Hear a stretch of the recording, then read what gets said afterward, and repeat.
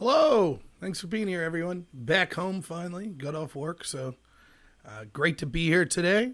It's a beautiful day in rural Pennsylvania, though it does look like it might rain. I think we could use it, though. The river looks a little low, so thanks for being here. So, yeah, the Friday shows are hit or miss. It depends on if I have things to do. I happen to have a lot of time off. Usually weekends are for me and my family, but my wife's at work until 6:30, so I figure, what the hey. Just a quick show note. I'm trying to raise at least $50 today, so if anyone would be interested in supporting me, that would be fantastic. For those of you who don't know, I recently found out that I'm having my first baby, me and my wife, so I'm very excited about that. I'd planned and saved up to get this computer, which costs $1,200 so that I could actually stream to you without lagging. And now it turns out that we're going to need to spend the money I'd saved up for that for baby related stuff. So I'm trying to raise $1,200. So if you could donate financially, great. If not, no big deal. Not worried about it, but figure I'd get that out of the way early. I'll probably mention it as we go on. Yeah, right. I hear you. The yard's getting a little dry here. It's okay. It's weird here in Pennsylvania. It's like if we get rain, it's 5 days straight, and then it's 10 days without rain. You would like some intermittent, but thank you, NG. I appreciate it. Yeah, I'm very excited. So it's weird. It's probably the worst time I've seen since I've been alive for our country, for the danger that it's facing. But I haven't, in my 35 years, I've never been more excited. I'm going to be a dad for the first time. Things are going good in my life. So hello, everyone. Thanks for joining. So let's get right into it. I don't know how long I'll go today. 2 hours, 4 hours. Yeah, right. Families, I think that the nuclear family is the most important thing. By the way, notice that the Black Lives Matter movement seeking to destroy the nuclear family, that's not an accident. So where to start today? Let's start with a lot of pessimism. How about that? I feel like we've lost. And by we, I don't just mean conservatives. I mean anyone who loves this country and the idea that this country stood for. We've lost. Now, it's just the battle, but it's a huge battle. It's like, can we overcome this? Sure. It'll probably take 20 years, if that. Our country's going to be remade. I don't know that we could stop it. There was this argument that we used to have where it was, you'd see people on the left and they would do things like constantly you have Media Matters going after people's advertisers. And you could see it just from central groups like Media Matters. You see it at NBC. You see it at all these media corporations that are trying to get media outlets they don't like that are right-wing censored. You see it at Twitter. You see it at Facebook. You see it at YouTube where they're trying to censor any non-establishment viewpoint. You see it with professors trying to get other professors fired if they have the wrong viewpoints. This stuff was happening a lot. The idea that you target people's livelihood. And we on the right, I think a lot of us, myself included, said, look, don't give in to the mob, and you don't play that game back. I've defended people like Kathy Griffin. I didn't want to see her fired. I didn't even want to see Al Franken have to resign from his position, despite the fact I don't like either of those people. Same with Ralph Northam, etc.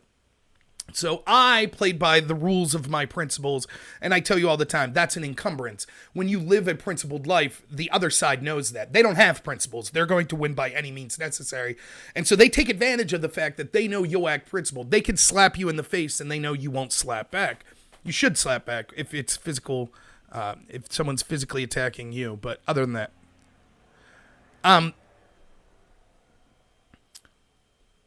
so you would say things like this. Let's say that there was a company that you didn't like. This is something that we would recommend. You would say, this company's became too progressive, or it hates the United States. It's transparent. It's engaging in the sort of cultural Marxism that we see Black Lives Matter doing. So we should avoid that. How are you going to do that now? Let's say you want to go to a restaurant, for example, and you want to eat somewhere that's not espousing crazy political values or crazy cultural Marxist theory or bending the knee to Black Lives Matter. Again, let me just clarify. I have to do this because Black Lives Matter is so successful and so shrewd. They've adopted a name, just like Antifa, where if you say I disagree with him, then that is assumed to mean you don't like black lives or you don't think they matter. That's absurd. Of course, I think Black Lives Matter. All lives matter. So let me just get that out of the way here at the beginning. But the cultural Marxism that they're employing, wanting to abolish the police, wanting to have segregated hospitals, wanting to get rid of the sciences because science is racist, wanting to abolish prisons, wanting to destroy capitalism. I'm against all that. But all these corporations now, you can't turn on Netflix or Hulu or Amazon or, order candy from Mars Incorporated or Skittles or, have syrup on your pancakes. Any of it. Every corporation now can't wait. Oh, yes, Black Lives Matter. You can't go to Chase Bank and get a loan without being told Black Lives Matter. Okay. So where's the alternative? Where do you go? Let's just take restaurants. Well, there's one conservative restaurant, right? There's one that have espoused Christian values, and they've been attacked routinely for it. And that's Chick-fil-A. And despite the attacks Chick-fil-A was receiving from people like Media Matters, I don't know if they specifically did it, but people on the left who said, that Chick-fil-A's donor one time donated to a church that was anti-LGBT marriage. Oh, man. We stuck up for them. Chick-fil-A's business has gone through the roof. Their company, their stock's gone up. The restaurants have been successful. New ones are popping up all over the place, despite the fact because they didn't cave into the mob. So fast forward to yesterday, the CEO of Chick-fil-A does a, what would you call it, round table, where he's discussing with other people, including some black people, the issue of systemic racism. What did I tell you? As long as we continue to endorse the lie that it is cops killing unarmed black men for racist reasons, no problem will be solved. It will get worse and worse and worse. That's exactly what we're saying. So here's what the CEO of Chick-fil-A thinks of white people, of white Christians in particular. You should all be ashamed of your racism. You're racist. And what you should be doing is polishing the shoes of black people. Now, I did a debate 2 weeks ago, several debates, one of which was with 5 or 6 people that endorsed the Black Lives Matter message. In one debate, it was basically me versus 7 people. You can check it out on my channel. They all assured me this isn't about racism. It's not about humiliating white people. Yet, strangely enough, every time I see a message in the public, that's what it's about. It's about white people having original sin. It's about their racism. Now, the Christian right-wing CEO of Chick-fil-A is telling white people they're racist, they ought to be ashamed, and they ought to be shining the shoes of black people. Now, the beauty of this clip, if you watch the clip, which until my new computer comes in, it's hard for me to show you video clips while I'm streaming, so I apologize for that. But you can look it up easily. The beauty of the clip is you then have a black gentleman say, "Why don't you give me some of that Chick-fil-A stock?" And of course, the CEO just skirts right by that. Because that's the truth. This is what the establishment have learned. They don't have to help the black community. All they have to do is pay lip service to a political cult within that's claiming to represent the black community in Black Lives Matter, and then they're void of criticism. That's what they've learned. So if you're in Black Lives Matter, again, I disagree with the leadership of Black Lives Matter, but if you're someone who's joined because you've been told that this country hates black people and that systemic racism's everywhere, and you think that you haven't really seen the data, you just see the stories the media's pushing, and you think cops are racist and are killing unarmed black people left and right just because they're racist, that's fine if you believe that. I understand. I think that you've been misled, but even if, I'm speaking to you now, even if you're in that group, do you understand how aligning yourself with the very corporations and the very establishment people that have helped keep your community and all working class communities down for the past 40 years? Do you understand how that's problematic? Do you scratch your head for a minute and be like, wait a minute, why is all the corporations that I've been told my whole life have kept my community down? Why are they all of a sudden agreeing with me? And are they doing anything? Are they doing anything to help the black community? They'll send a couple $1 million here or there. Is that really? Are they really going all out to help that community? Because that's what they're acting like, right?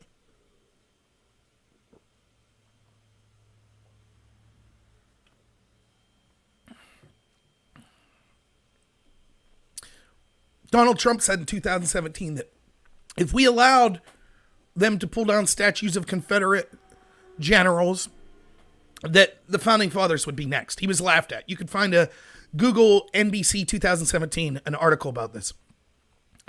They said, no, Trump, the founding fathers are not next. Statue of George Washington was pulled down last night in Portland. It's not an accident. Let me make that clear. It is not an accident. That's what this movement's been about the entire time.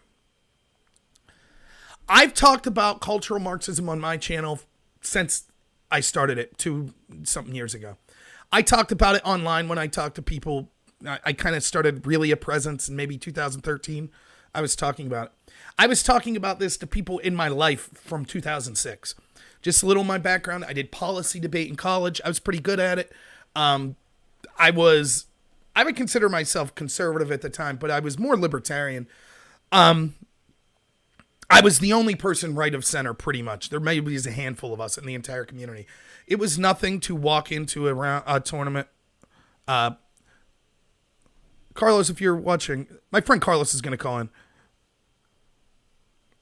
a little bit here after I'm done running my mouth. He does the radio show with me. Great guy. But I warned people about this. You would walk into a room and they would say, you're white or you're a man. Why haven't you acknowledged your privilege? All white people should die, or you should resign, forfeit this round so a person of color or so a woman could win.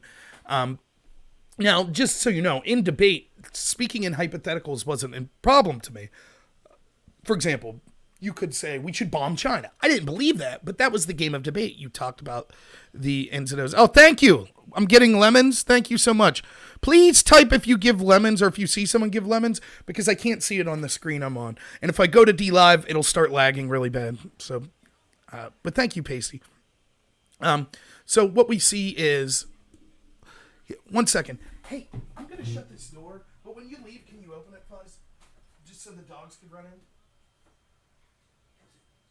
I'm going to shut the door, but when you leave, can you open it just so the dogs can come in? Thanks. Just so you don't have to hear me. Sorry about that. My sister-in-law was going to work here at 3, and I just said I'll shut the door when she leaves to open the door. That way the dogs can join me. My dogs are crazy. They're neurotic. If they're not in the same room with me, they start panicking. Or not just me. It's not that I'm any human. So that's all that was going on. But yeah, I warned of this. This was the kind of crazy stuff. The hypothetical, it's no problem, but they would make it about your life, your whiteness. And I've told you on this channel over and over, you could not win around saying, yeah, I'm white, I'm proud, or yes, I'm a man, I'm proud. You had to say, no, I'm not a man. No, I'm not white. Because whiteness or maleness is a choice, and I've chosen to not be white or a male. That's how insane that community was. And I would tell people, the people you see right here in 2006 are going to be influencing the real world. Debate was just 10 years ahead of the curve of campuses, and campuses is 10 years ahead of the curve on the real world. And that's what we see. I warned, many other people warned. We were laughed off. We were told it wasn't a big deal. Now we've gone in a span of a month, where last month, if someone would have pulled down a statue of George Washington, people would have been shocked. And now it's literally, of course. We've gone from a month ago where if you wanted to open your business and feed your family, you wanted to kill grandma because of the coronavirus, to now, of course, people rioting, that's them exercising their free speech, no problem whatsoever. The premier newspaper in the world, supposedly, the New York Times, has in a month revolted because they left a conservative espoused position that 58% of the country believed at the time, that there was a place for possible military to stop these riotings. So they revolted and forced that editorial to be removed. Thank you, Free Thought. Thank you so much. I really appreciate it. Yeah, and I got to get T-Bone. Thank you on Patreon. On DLive. I got to get in touch with Marfugel and see if he could help promote my channel some, because I think we agree with a lot. Maybe he'd be interested, or she. I think it's a group, right? Anyways.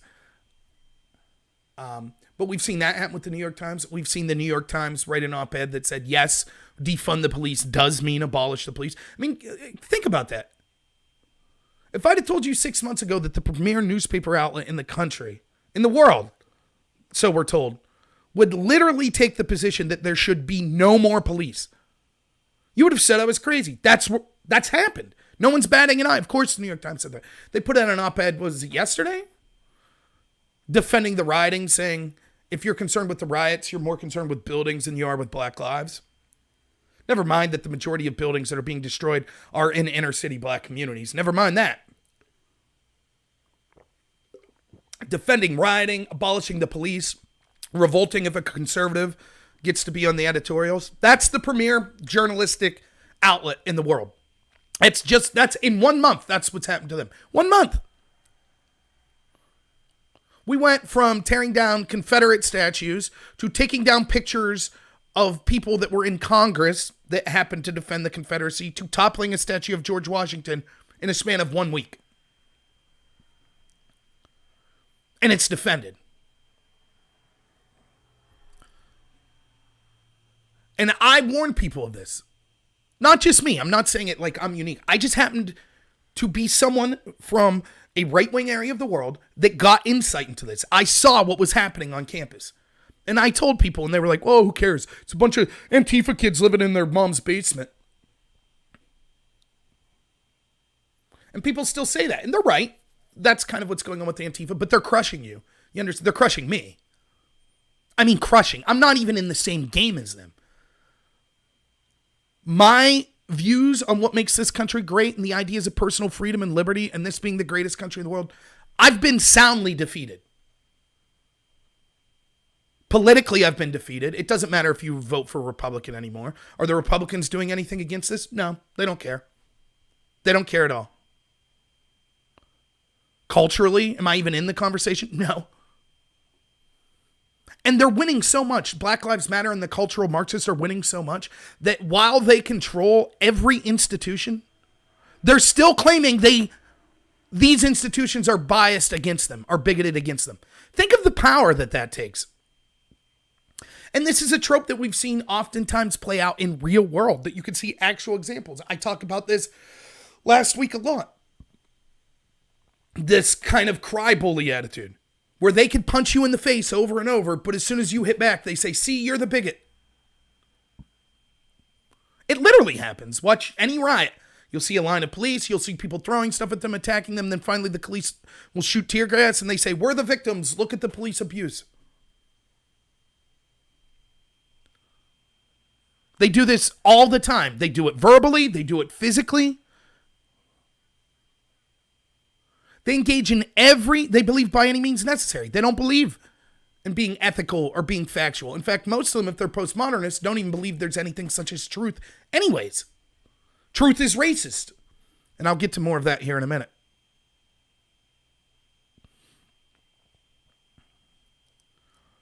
So, while they control all these institutions, they lament, all the institutions are against us.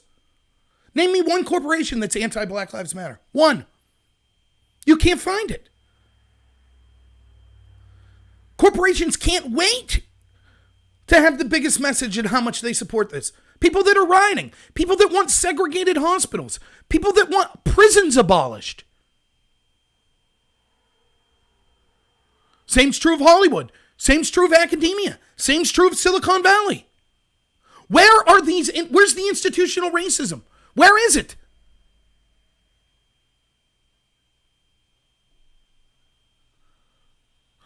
You know, I debated that left-wing Twitch streamer Destiny. He said, well, no, it's not really, because he knows the data doesn't add up. It's not really about unarmed blacks being killed by the police. That's not what it's about.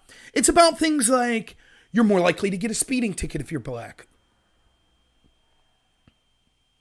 Let's say that was true, right? That doesn't look at the underlying factors like, are you more likely to speed if you're black?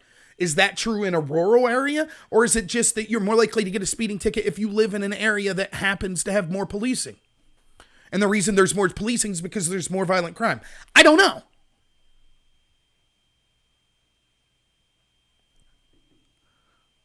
But let's assume it's true for the sake of argument. CNN, the study I saw that they pushed, and I chose CNN because they're as left-wing as it gets. It said over a lifetime, black Americans are 13% more likely to have speeding or traffic violations with police than white people. So that means if you're white and you get 100 tickets in your life, if you were black, you would have got 113. That sucks. If racism's the explanation, that's crazy. We should do what we can to solve it. But compare that to the penalties you face if you decry Black Lives Matter from our institutions. You lose your job. You know, last night we found out that the officer who, in my opinion, had a justified shooting of the gentleman Richard in Atlanta, his stepmother was let go for her job. Why? Because she's related to the cop. Player for the LA Galaxy soccer team was fired. Why? Because his wife tweeted something. This movement is so powerful that if someone in your family does something against them, they will ruin your life. And everyone will cheer for it. Now, that sort of institutional bigotry that we see, that's real. That's happening now. But we have to pretend it's not. We have to pretend that it's totally justified. Why? Speeding tickets.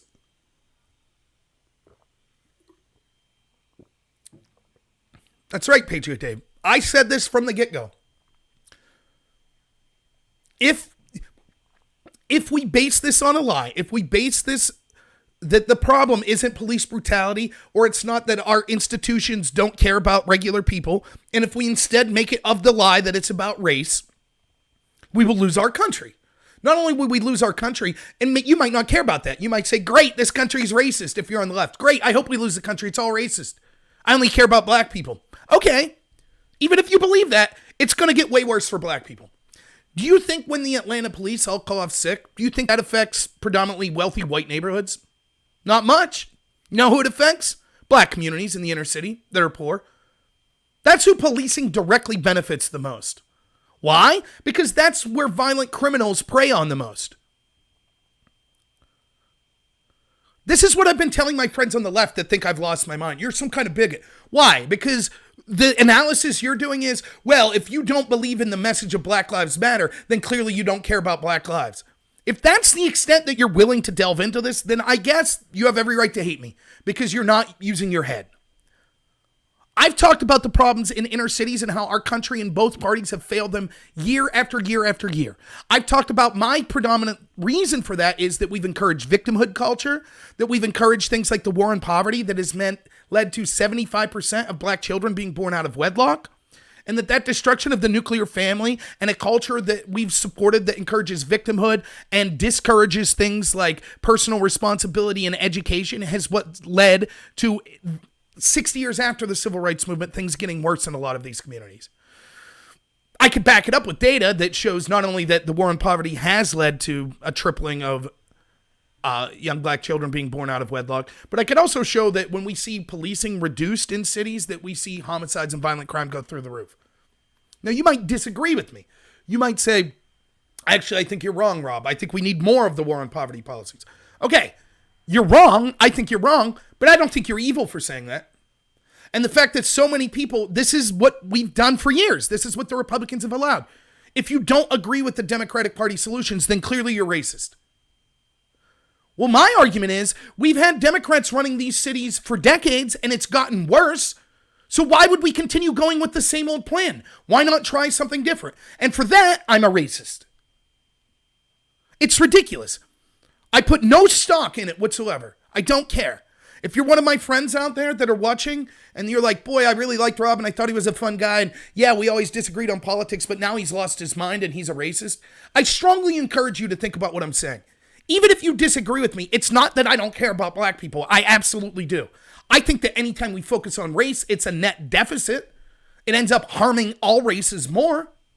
But I certainly care about these communities and think that both parties have let them down. I certainly care with the deplorable state of our prisons. And I've talked about this for years. It's one of the great shames of this country that our prisons are so horrible that we joke about how if you go there, you'll be raped. That's unacceptable. I've talked about all this. Yet I'm told by a bunch of people that didn't have anything to say about any of this until Starbucks told them to. Once Amazon said Black Lives Matter, oh, okay, now they were all on board. And now because I'm not with the political movement that they're with, suddenly that means I don't care about this? It's ridiculous. I was actually accused. You only care about a black person dying when you could use it to your political benefit. That's ridiculous. That's exactly what we're seeing right now. People that have nothing to say when we have 30, 40 people murdered in Chicago over one weekend, primarily in the black community. All of a sudden, because of one video of a terrible cop killing George Floyd, now all of a sudden they care. They still don't mention the 7,000 homicides from predominantly black people with black victims. They don't mention that. But they accuse me of, oh, you only care. I care about George Floyd's death. I do. The whole country did. Everyone was in agreement that this officer deserved to be punished. Everyone was in agreement that a system that allowed that officer to use that sort of move needs reflected upon. And we need to do something about the techniques and the training and the relationships from police in certain communities. Everyone agreed with that, but that wasn't enough.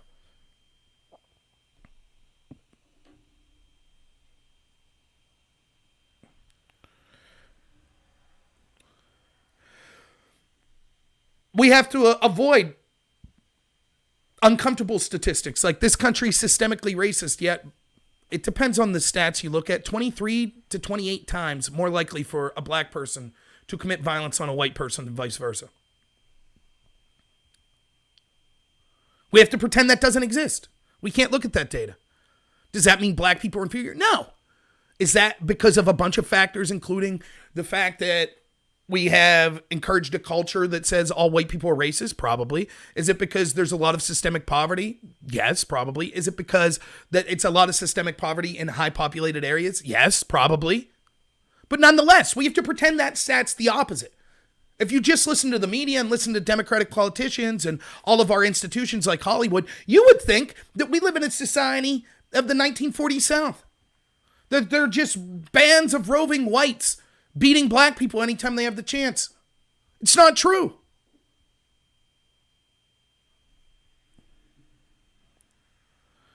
I'm told that they're winning the narrative so much. This is how Orwellian it is. Saying Black Lives Matter, which I don't care. Like the statement Black Lives Matter, I don't have a problem with it. I've argued this before. If you're in the black community and you want to primarily focus on the black community and start a movement for that, I don't have a problem with that. I do a similar thing. I don't base it on race. I base it on kind of my lifestyle. But blue collar workers, people that live in rural America, white, black, Asian, Jew, I don't care, Hispanic. This way of life, I feel like doesn't have a voice. I feel that this way of life contributes a lot to society. We have farmers, truck drivers, welders, all these people that contribute, and I feel like they don't have a voice. That's what I see. Now, does this mean that an inner city person's life means less? No, of course not. But this is the voice, people who I didn't think had a voice. That's one of the reasons I do this show. That's why I call it Normal America. Plus my name's Nor, so you get the little... So I don't begrudge you want to focus on race and you don't think a racial group has a voice. I don't begrudge that at all. I disagree. I think focusing on race is detrimental, but you might think me focusing on rural areas is detrimental. It could be true. So again, that's not me saying they're bad people. That's just me saying I disagree with the tactic, but fair enough. I don't have a problem with it. But when that movement becomes so strong and it gets co-opted by people that want to destroy this country, so much so that we have to pretend reality doesn't exist. We have to pretend the data doesn't exist. I saw Geraldo arguing with Dan Bongino the other night. I don't watch much Fox News. I watch Tucker, and then I'll just see clips online. And he was saying on his Twitter feed, Geraldo, he said that Richard in Atlanta, that wouldn't happen to a white man. How do you know, Geraldo? For example, we know almost double white people are shot by black people white people are shot by police than black people are every year. Can you prove to me that none of those were in a similar circumstance? Can you prove that? Could it just be true, Geraldo, who's in the media business and should understand this, that the stories the media push get more attention? Geraldo probably didn't know about Tony Timpa. He probably thought there's no way that a white man would have a cop put a knee on his back and end up killing him. That happened. Look up Daniel Shaver.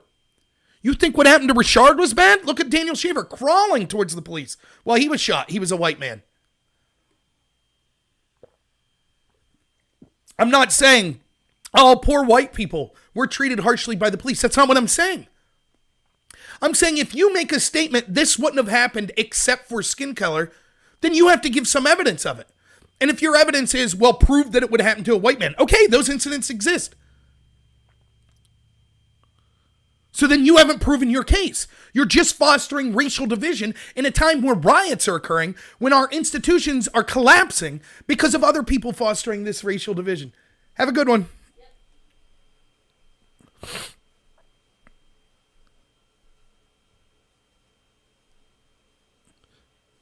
So before I bring Carlos on, one of the things I wanted to talk about real quick, does everyone know who Bret Weinstein is?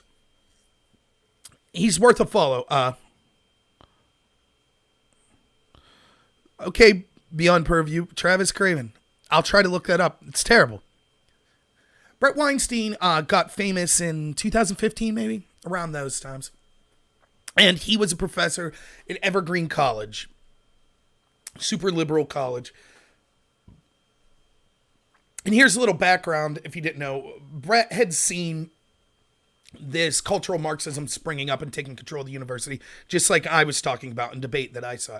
And so he voiced concerns, and the concerns weren't listened to. And then eventually, black students on campus demanded that white students and professors not show up to campus on certain days out of solidarity with the black community. And Bret Weinstein said, no, I'm not going to do that. And he's a liberal. He's super progressive. He believes in systemic racism, stuff that I don't believe, but even he believes it.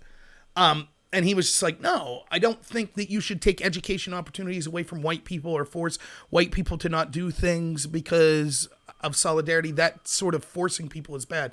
And so for that crime, Bret Weinstein and his wife were basically threatened, harassed, physically intimidated, had mobs surround them, had threats of death and physical violence issued to them at their homes, had to have police escorts.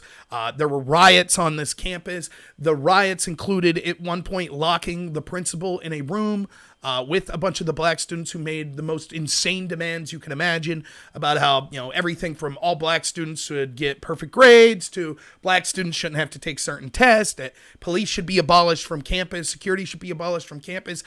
The principal had to ask permission to go to the restroom during this and be escorted by 2 guards from these black students that would watch him go to the restroom to make sure he didn't run away.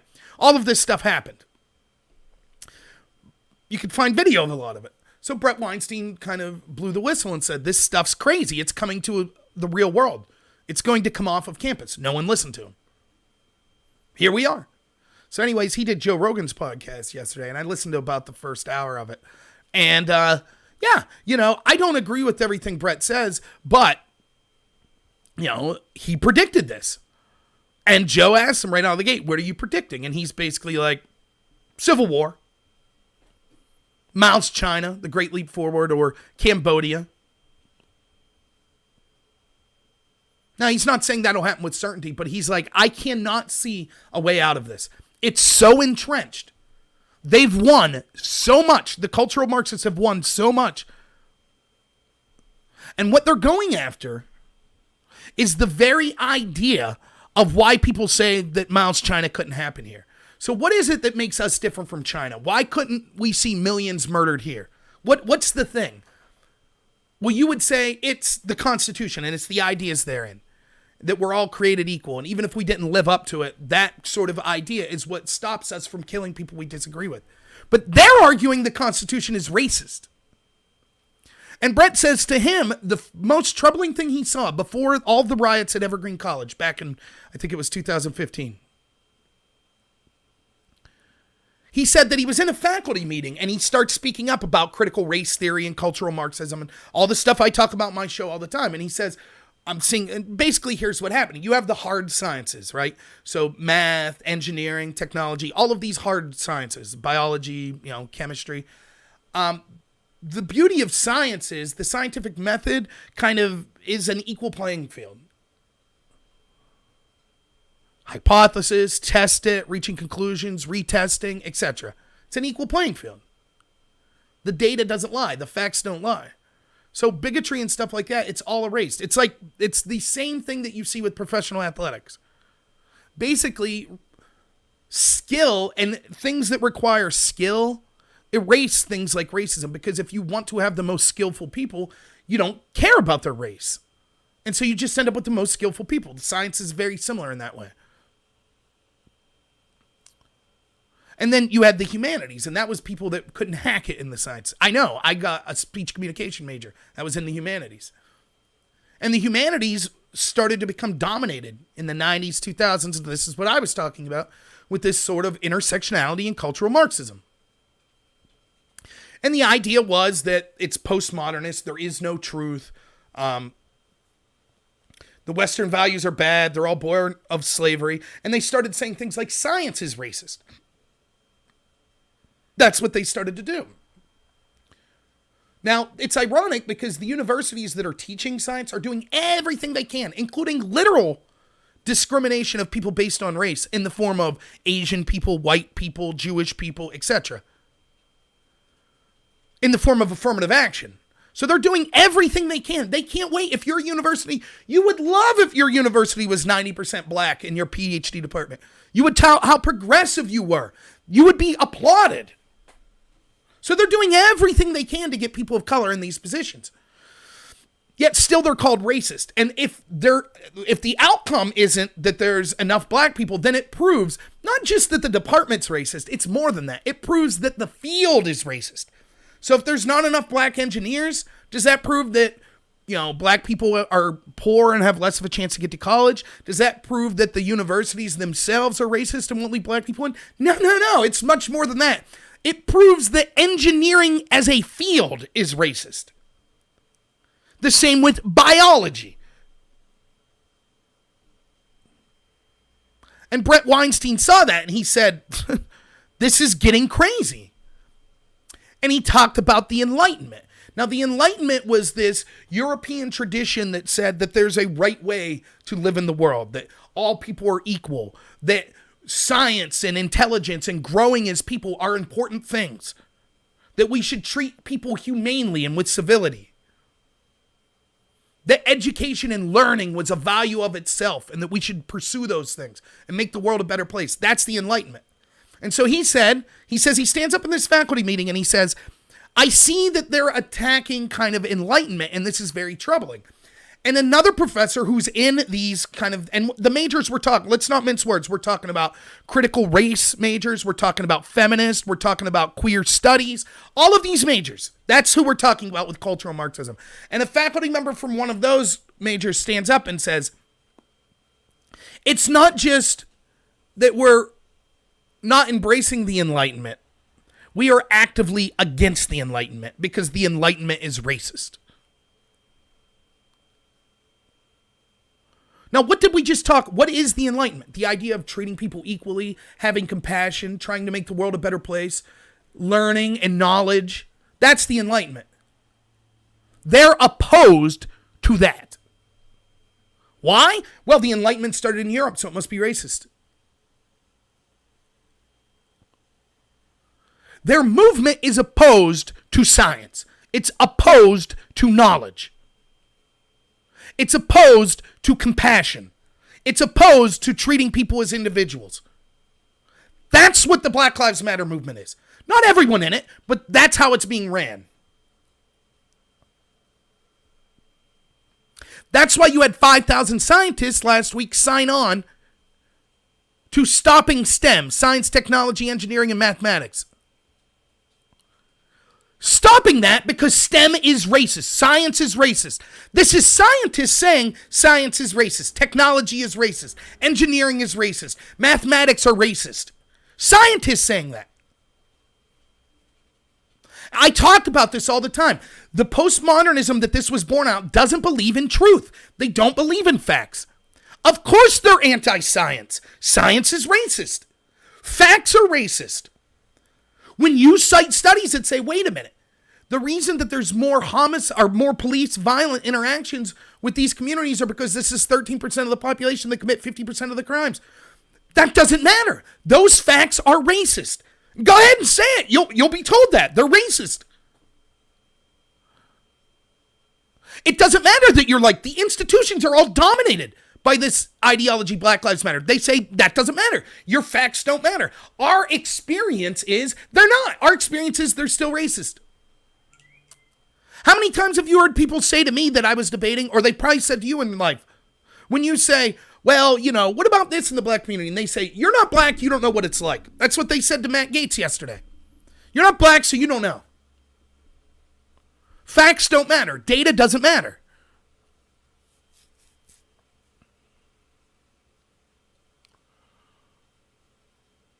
That's how you get to a place where death and destruction are inevitable.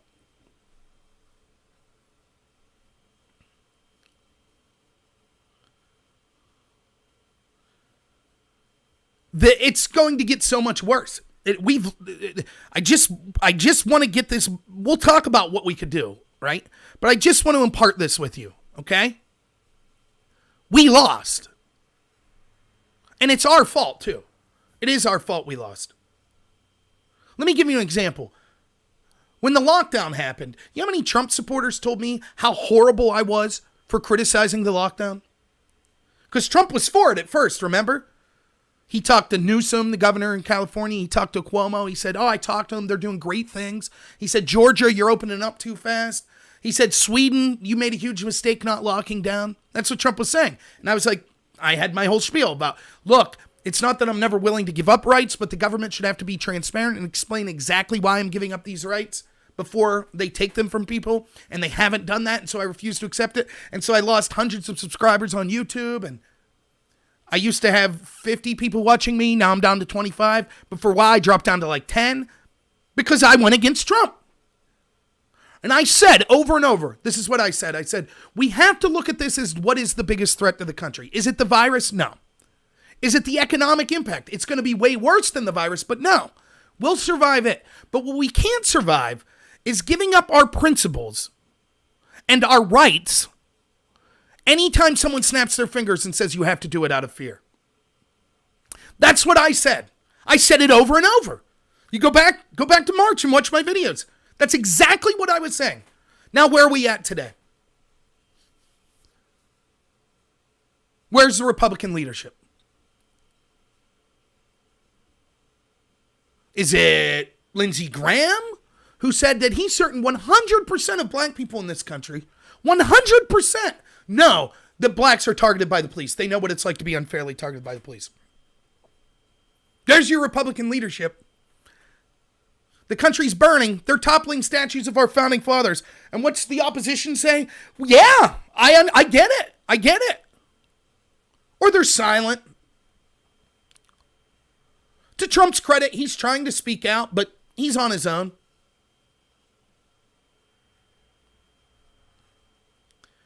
We have people having to grovel in front of cameras to keep their jobs because they wore a t-shirt that said OAN, which is a conservative news outlet.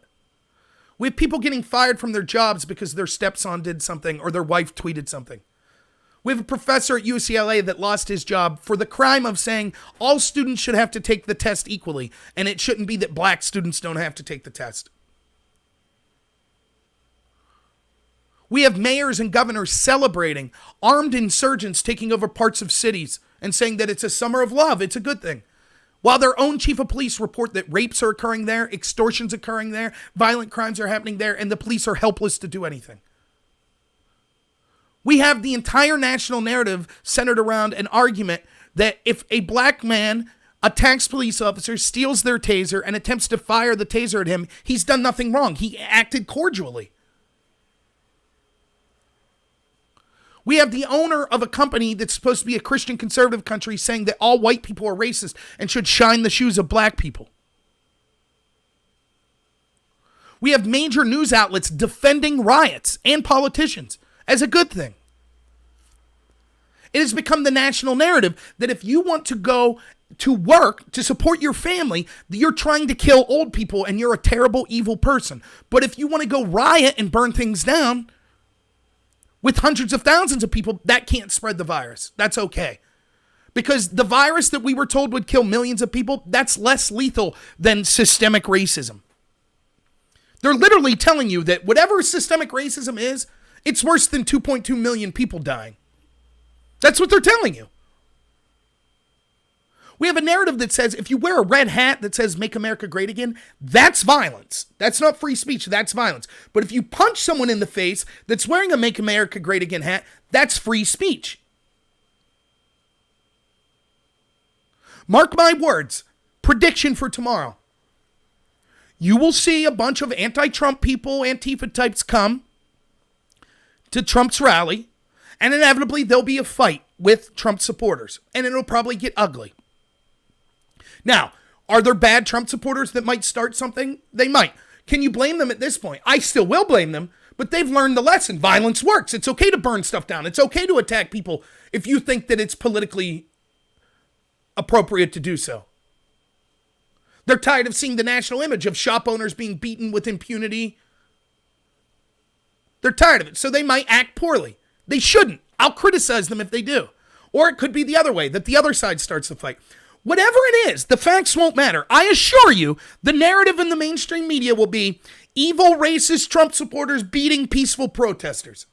Now, can you show me one example, one, of Trump supporters showing up to a left-wing rally, a Hillary Clinton rally, or a Joe Biden rally, or an Elizabeth Warren rally, and starting stuff? I can't see one. Every incident I ever see is anti-Trump people show up to Trump rally and start crap. Every single time. But the media narrative will again be racist Trump supporters attacking peaceful protesters. That'll be the media narrative. It's Trump's fault. He encouraged the violence. What's up, Pat? Good to see you.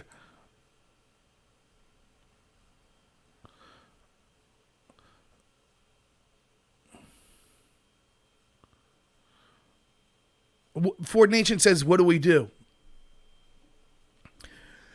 Everything in life starts with you as a person, what you could do as an individual. So that's all we could do at this point. We do not have a leader that's going to rise up. We don't. Let me just tell you first, my super pessimistic, what I think. I think that I'll eventually lose my job. I think that I'll be canceled. I think that most platforms will no longer host me.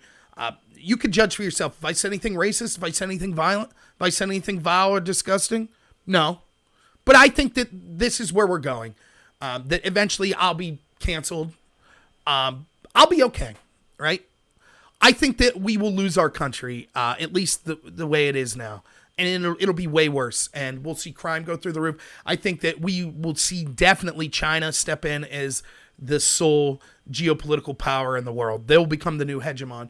And the United States will kind of go, best case scenario, I think, and I really mean this best case scenario, we go the way of Russia, which is we have vestiges of being important in the world, but we're not. And we'll have all kinds of problems, and crime will go through the roof, and there will be incredible instances of racial violence. Incredible. Because you call white people violent enough and racist enough, and then eventually they'll feel that they need to stick together as a group. And you've basically set the position up where blacks then are legitimately think that whites are evil and out to get them. And everyone will take a side. Most people will. And you'll see incredible instances of violence. All of this is probably going to happen. And there's basically nothing we could do to stop it. Nothing. Nothing we could do. Nothing. Literally nothing. We could try, and I'll still try. But at the end of the day, this is what I'll know. I might be killed. I might be canceled. I don't know. I'm not saying that I'm going to be killed, like, definitely. I'm not saying that. But it could happen, I guess. It could happen to anyone. The more you make this type of violence inevitable, people will die. I hope it's not me. I hope it's no one, but I'll say this. I, on my deathbed, whenever it may be, will know that I did the right thing. That I spoke out. That there was a small handful of us that weren't afraid, that said we will not be silenced. We weren't in positions of leadership. We're people like me that have 30 people listening to me right now. But that's okay. All I can control is what I do. I'm not going to go out and treat black people worse because I'm being encouraged into racial violence. I won't do that. I'm not going to preach for political violence. I'm not going to do that. I'm not going to judge people as immoral based on the color of their skin. I won't do that. I'm not going to bow down to what corporations tell me I need to do to say that this country's evil. I won't do that. And my side may well lose. That's okay. Because I'll know when it really matters, when I'm leaving this world, that I did the right thing. That I didn't bow into a mob out of fear or because I got caught up in hysteria and wanted to be part of the mob. That's what I could do. Does that help the country? I don't know. Probably not. I mean, if I'm just being honest, I'm going to try to run for Congress in 2022. If I get it and I keep talking these things, I would assume that I'll be person non grata to go after by all these people with power. I assume my entire life will be gone through with a fine-tuned comb. I assume I'll be doxxed. I assume people will threaten me and my family. That'll happen. What am I supposed to do? Be silent? Not run for office? And that's just if I win. The conservatives around here, I don't care. I'll talk names right now. Clarion County's where I live in Pennsylvania. They'll hate me because I should wait in turn. And Glenn Thompson, who's our Republican leader. Have you ever heard of Glenn Thompson? Probably not. Doesn't say much, does he? He's more concerned with getting whole milk back in the schools around here than actually fighting to keep our country from collapsing like it is right now. You think he could be bothered to stand up and say this country's not systemically racist? Could he be bothered to say it? Nope. He gave one statement on one tweet that was just like, riots are bad. Great job, Glenn. But the people in my community that are furious at our country falling apart, they'll vote for Glenn again. The local Republicans will tell me I'm a piece of garbage for running against Glenn. I should wait my turn. Well, I'm done waiting my turn. And every one of you should be done too.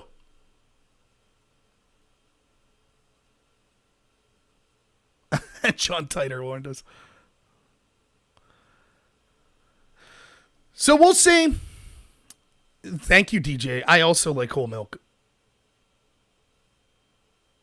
And beer in schools would have your vote, Augustus. Yeah. So, what can we do? I mean, the only thing, what's probably the best. So the best effective strategy would be to coalesce in groups and around leaders that were speaking up against this madness. There are none on the right. You have basically Tucker Carlson, kind of Trump, who's ham-fisted, who's trying to defend against this. That's about it. Lindsey Graham, Mitch McConnell, some joke. They're not doing anything. Matt Gaetz is kind of speaking up. But that's it. There's no real leadership on this side. So, what's the next best thing? Give them exactly what they ask for. Give them what they want.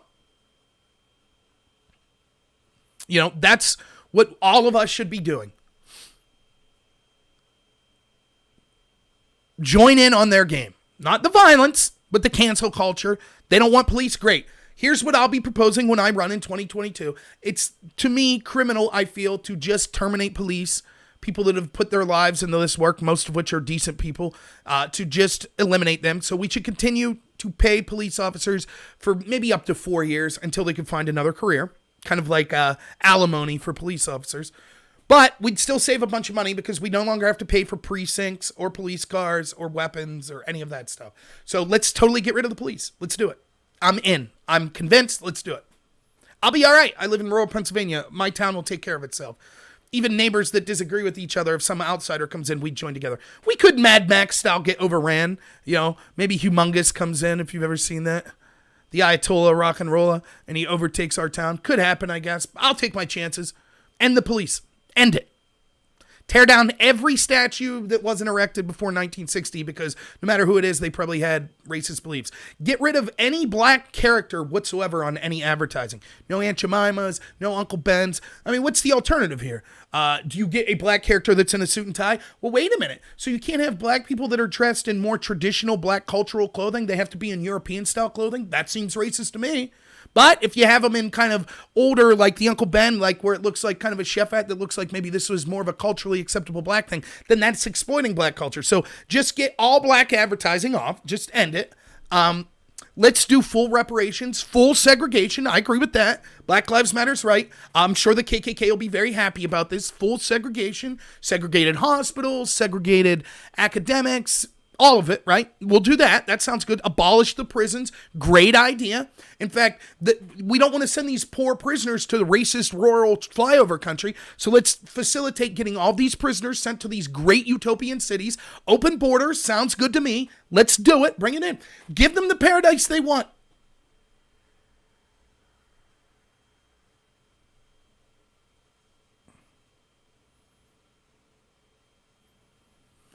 I suggest, so Augustus, this was my idea for the free zone. Here's what we should do. I think that we should start a GoFundMe where we will send the Seattle Free Zone $1 million, $10 million a month. Like literally, whatever they want. Soy, what else do they use? I don't know. Magic the Gathering cards, glow sticks, drugs, whatever they need. We pay for all that. On two conditions. One is that we set cameras up so we could see what's going on in there. That then broadcast to a free, like, C-SPAN type show that any of us could watch anytime. So we're sending the money, we get to see what's happening in the free zone. And then the other thing is they have to leave us build a Thunderdome. They don't have to use it, but we're building a Thunderdome complete with announcement, loudspeakers to announce, the weapons, the whole 9 yards. And then you could tune in every night and be like, Thunderdome getting used tonight? Then we don't have to worry about people kneeling for the flag. If you want to kneel in the Thunderdome for the flag of Chaz, have at it, man. It's an autonomous country. I'll tune into that. I'll tune into some Thunderdome action every weeknight. Sounds great to me. And what could be wrong? They're all peaceful people. It will never get to the point of violence, and they're getting all the food they can handle. So surely they'd be down for it, right?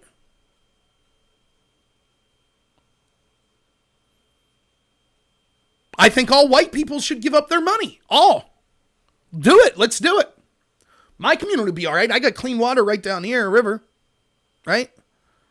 Farms all around here. Us evil people will farm for ourselves and we'll keep to ourselves. Surely we'll fall apart. So, evil white people, that's fine. Everything we have is built in the backs of slavery. So give it all up. All of your money. All of your liquid assets. You keep your home. That's it. Keep your home. Keep your vehicle. Other than that, whatever you need for work. Other than that, give it all away.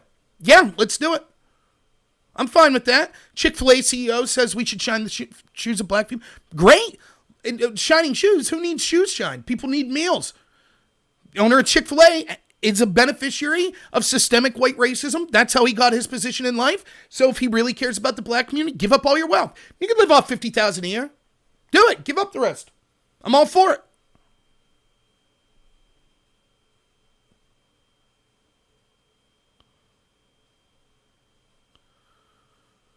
Just let's do it.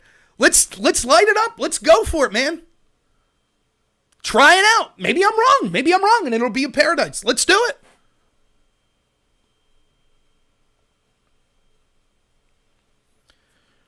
We lost fighting back against it. We lost.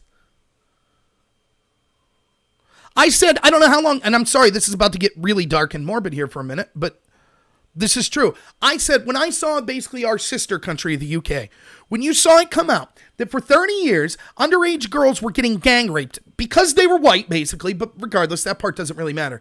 They were getting gang raped over and over again. And the local police and politicians knew about it, but didn't say anything because they were worried about being called racist. Now, they're trying to go after some of those gang rapists now. They no doubt will not get all of them, but they're trying to go after them. Justice delayed, if you ever heard it. I guess small comfort if you were gang raped 30 years ago as an underage girl. That 30 years later, they're like, oh yeah, we'll look into that crime. Nonetheless. But let me ask you this. Has one police officer or one politician been held accountable? Maybe they resigned or got fired. Does anyone face criminal prosecution? Because they should. Because if you knew that underagers were being gang raped and you did nothing, you should go to jail if you were in a position to stop it. Have you seen anyone marching in the UK for that? Anyone? Now, they were happy to march to send Tommy Robinson to jail. Who, say what you will about Tommy, he's not the most likable guy in the world. He said things I don't like. But what was his big crime? Bringing it up?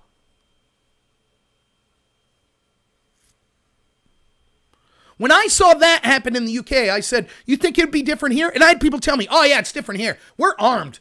Conservatives will never put up with this crap here.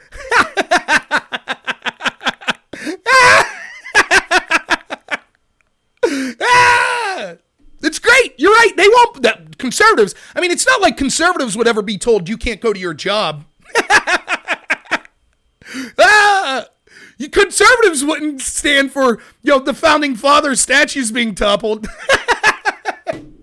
It's great. It's a great joke, right? They'd never. Remember just a month ago we were told that. They'd never take it. They'd speak up. Conservatives will be there. Oh, man, the leadership of the Donald Trump, he's going to make sure none of this happens. It's all 4D chess. Yep. How'd that work out? Not even a whimper. I still go to my local town and see people. Thank you, Blase. I see people hanging their head in shame, wearing their mask. I can't wait when we go back. It'll be nice to get back to normal life. You don't? Our governor is out there protesting with Black Lives Matter against his own executive order, and you're still listening to him?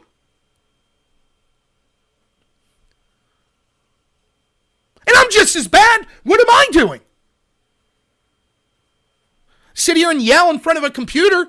I'm following the rules. I have to for my job. I deal in home health care, so my person has comorbidities. But it's just an excuse. I'm a coward like everyone else. And so you lose your country. That's the price you pay. And you're going to vote in 2020 for the same damn Republicans that are going to do nothing. You're going to go out there, and God forbid they win. Oh man, we won the House and the Senate. We're taking this country back. The cultural Marxists got their butt handed to them in the UK. Jeremy Corbyn and the Labour Party got crushed. Conservative majorities, like we haven't seen in 20 years, put forth in the UK. They had to box up a statue of Winston Churchill because a Minneapolis cop killed someone. So the left is rioting and the right in UK is bowing to them. Please, please keep your rioting going. You're all great, noble people. That's a conservative majority.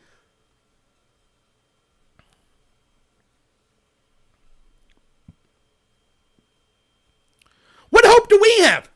What are we going to do? Win another election? Great. Yay! Trump wins in 2020. That'll fix everything. Like what?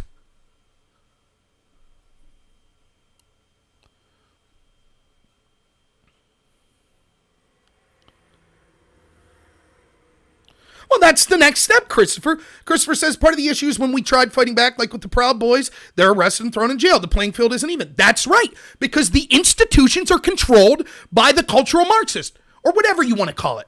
Black Lives Matter, friendly people. Because here's the dirty little secret, and this is what I said from day one on this issue. The truth is, our government, Republican or Democrat, they don't care about us. Do I think Trump's been better than most people? On some issues, yes. But the issues I like Trump on aren't even things that he's specifically done. I like Trump because I realize that the establishment in both parties were a sham, that they're interested in consolidating power, and Trump was, even if he isn't an outsider, he was perceived as an outsider, and that they would be corrupt and out themselves as corrupt in an effort to take down a potential outsider. They screwed Bernie in 2016 because he was a potential outsider, and then they just assumed Hillary would crush Trump. That was the only chance we had, that they screwed up and overestimated their chances. So Trump won. Now it was our chance to actually out them for the corruption. We were able to see, I was writing on this website, Above Top Secret, in 2017, I was writing, if a paid-for dossier as opposition research was used to spy on a president of the United States, it's the biggest political scandal in the history of this country. And it was so much worse than that. And the Republicans had the House, and they had the Senate, and they had the presidency. And you know who they managed to investigate? With that coup, the biggest scandal in the history of our country politically, you know who they managed to investigate? Donald Trump, Devin Nunes, two Republicans. That's who they investigated.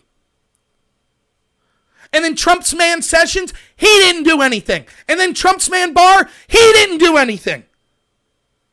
The Inspector General recommends, hey, I think you should charge James Comey with these crimes. Barr says, nah, I'm good. I'm good.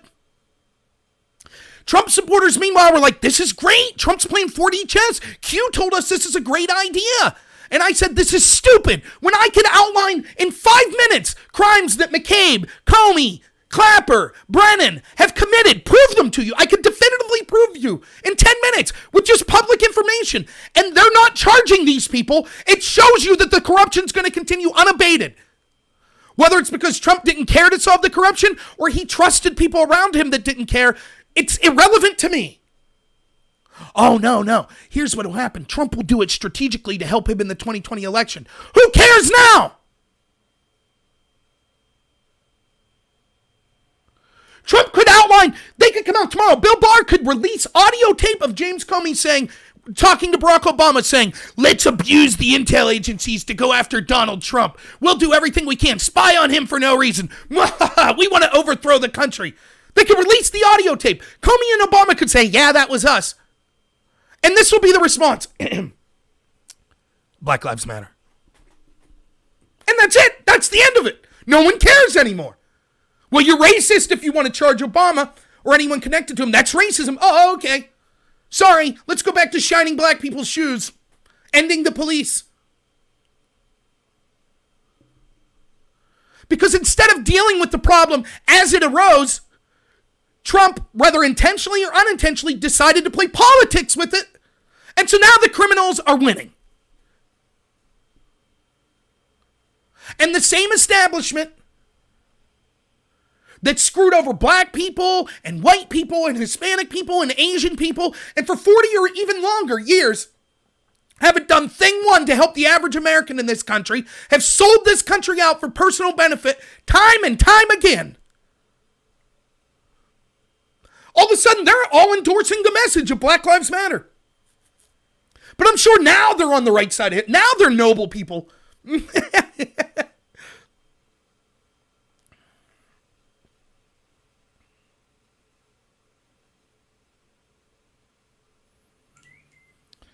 Yeah, I don't know. I don't know if Trump's corrupt or if he's inept. I don't care. I have this discussion 50. Is the FBI just inept or are they corrupt? Is Trump inept or is he corrupt? Are the Republicans inept or are they corrupt? Who cares at the end of the day? Are we all getting screwed? Yes. Get them out.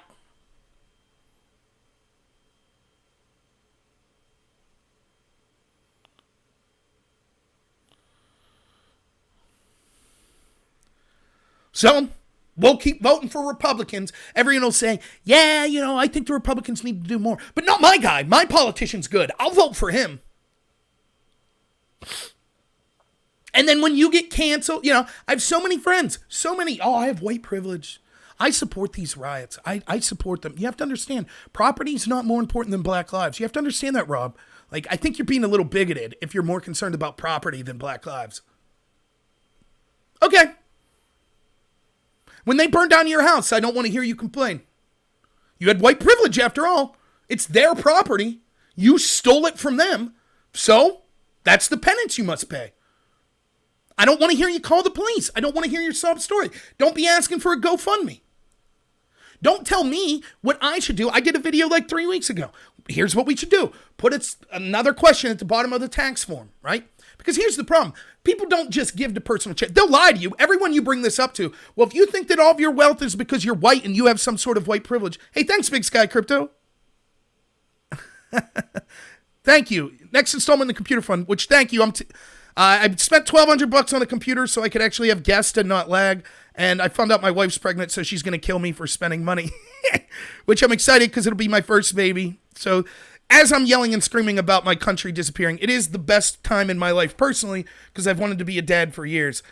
And I'm not going to get into the biological aspects of how it happened, but I finally found a lady that was willing to allow me to be a dad. So that was a good thing. So I'm trying to raise money for this computer, so I really appreciate it.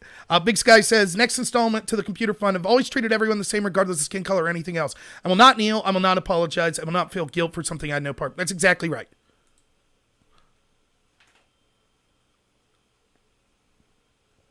So,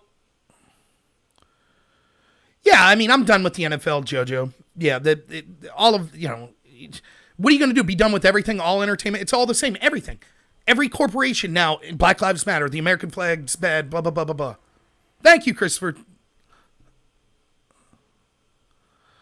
So yeah. I mean, what can you do? Keep yourself safe first and foremost. As always, if this showed it, there are positives that this showed us. Did you think the government would protect you? No, they won't. Did you think the government, you trust socialism? You trust the government to feed you and disperse money to you as necessary? You trust that? Until they feel you're more of a hindrance, then no. Ask the business owners in Minneapolis. Ask the owners in Atlanta or anywhere else, Philadelphia, anywhere else around the country. Protect yourself, arm yourself, take care of yourself, your family, your community. Keep speaking the truth. Collectivism is bad. The people that control it just want power. This movement is not organic. As Tucker put this better than anyone, this is the first revolution we've ever seen that's pointed from the powerful to crush the people underneath them. That's exactly what this is. All of the suggestions coming out of the Black Lives Matter movement, the people that will be harmed the most are poor inner city blacks. For example, as soon as you end the police, poor inner city blacks are the ones that will face the brunt of that crime wave. Segregation, it'll be poor blacks that face the brunt of that. Just like always, so a bunch of elite, powerful people can feel good about themselves. actual poor black people have to pay the price. The same with the war on poverty. Just keep sending them money. Keep telling them they're victims. Keep encouraging single parenthood. It'll all work out. We feel great about ourselves. We're great. You're not the one who pays the price. Your friend that's talking about how the riots are necessary or about how they have all this white privilege, they're not donating their stuff. Like I said, this is what, because let's just make it official, right? It's hard to get good polling these days. So here's what we do. Put it on the tax form. At the end of your tax form, you do your, W-2 and everything. You fill it out in the end and it says, are you white or are you a person of color? And if you're white, it says go to the next box and it says, do you believe this country is systemically racist? And if you click yes, then half of your money that you earned is taken and it's given to the black community. And then the government will be able to tell us how many people, particularly white people, think that the country is systemically racist, right? Because if you think it's systemically racist, then clearly you're willing to give up your wealth that was ill-gotten, right? I'm willing to bet that percentage will be pretty low. Once it's people's own money that they're expected to put up, and not just 10 or 20 bucks to feel good, but once it's substantial, because that's the argument, right? The argument is, and I saw Dinesh D'Souza make this argument like in 2014 to a person on a college campus. It's a white kid, and it's funny because the way it's done is some faculty member, it looks like, woman's whispering, telling this kid what to say. And he's talking about systemic white privilege and black people don't have the opportunity to go to this particular university that they were at, et cetera, et cetera. And Dinesh says, did you get a scholarship? And the kid says, yes. He says, give it up to a person of color. And he says, oh, no, I don't want to do that. Yes, exactly. So you might not like me if you're someone in Black Lives Matter. Maybe you're someone who believes that the country is systemically racist and you feel as a black person that you're owed reparations. Maybe even you believe that. Who's worse? Me that says that's not true. You might argue with me, but I say that's a bad idea and it's not true. We'll have an argument. Or the white person that says, yes, I agree. Oh, but I won't give my money up. Because what I'm saying is, I don't think I've gotten ill-gotten wealth. And what that person's saying is, yes, I've gotten ill-gotten wealth, but I love it and you can't have it. Who's worse? Who's worse? The person that says all of this political violence is wrong, this rioting's wrong, or the person that says, no, I support the political violence, I support the rioting. Oh, as long as it's in the black community. Don't come to my predominantly white, wealthy community. No, don't bring it there. But yes, burn the black cities down, sure. Who's worse? Who seems more racist to you? All right. Carlos, if you're watching, I'll text you.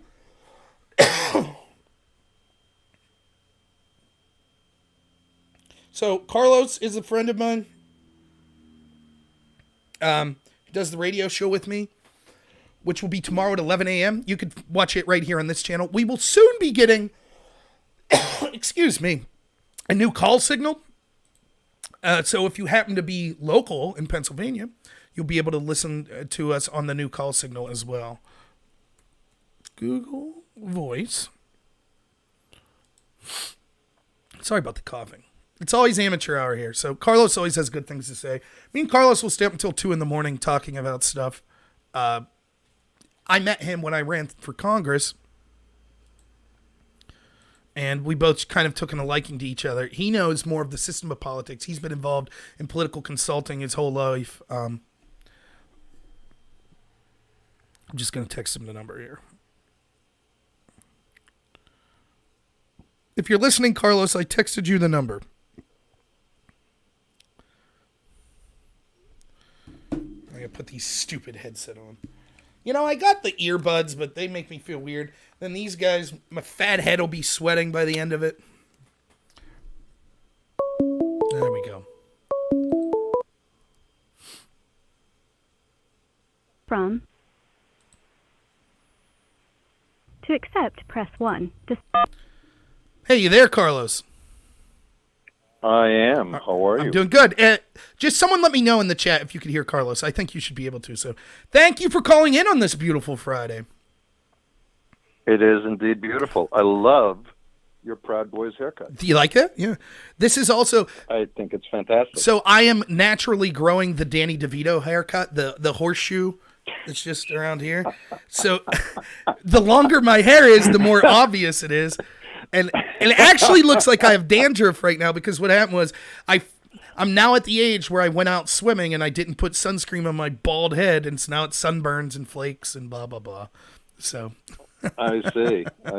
So you swim, do you? That's some privilege. yeah, swimming privilege. That's true. I don't own a pool. My neighbor does, and some family members do. But my wife had me buy one of those baby pools so she could just sit in it and then yell at me because I can't afford a bigger pool.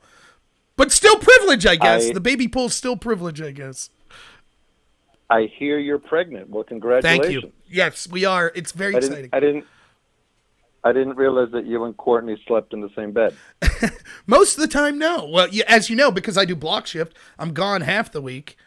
And then, I don't know what happened.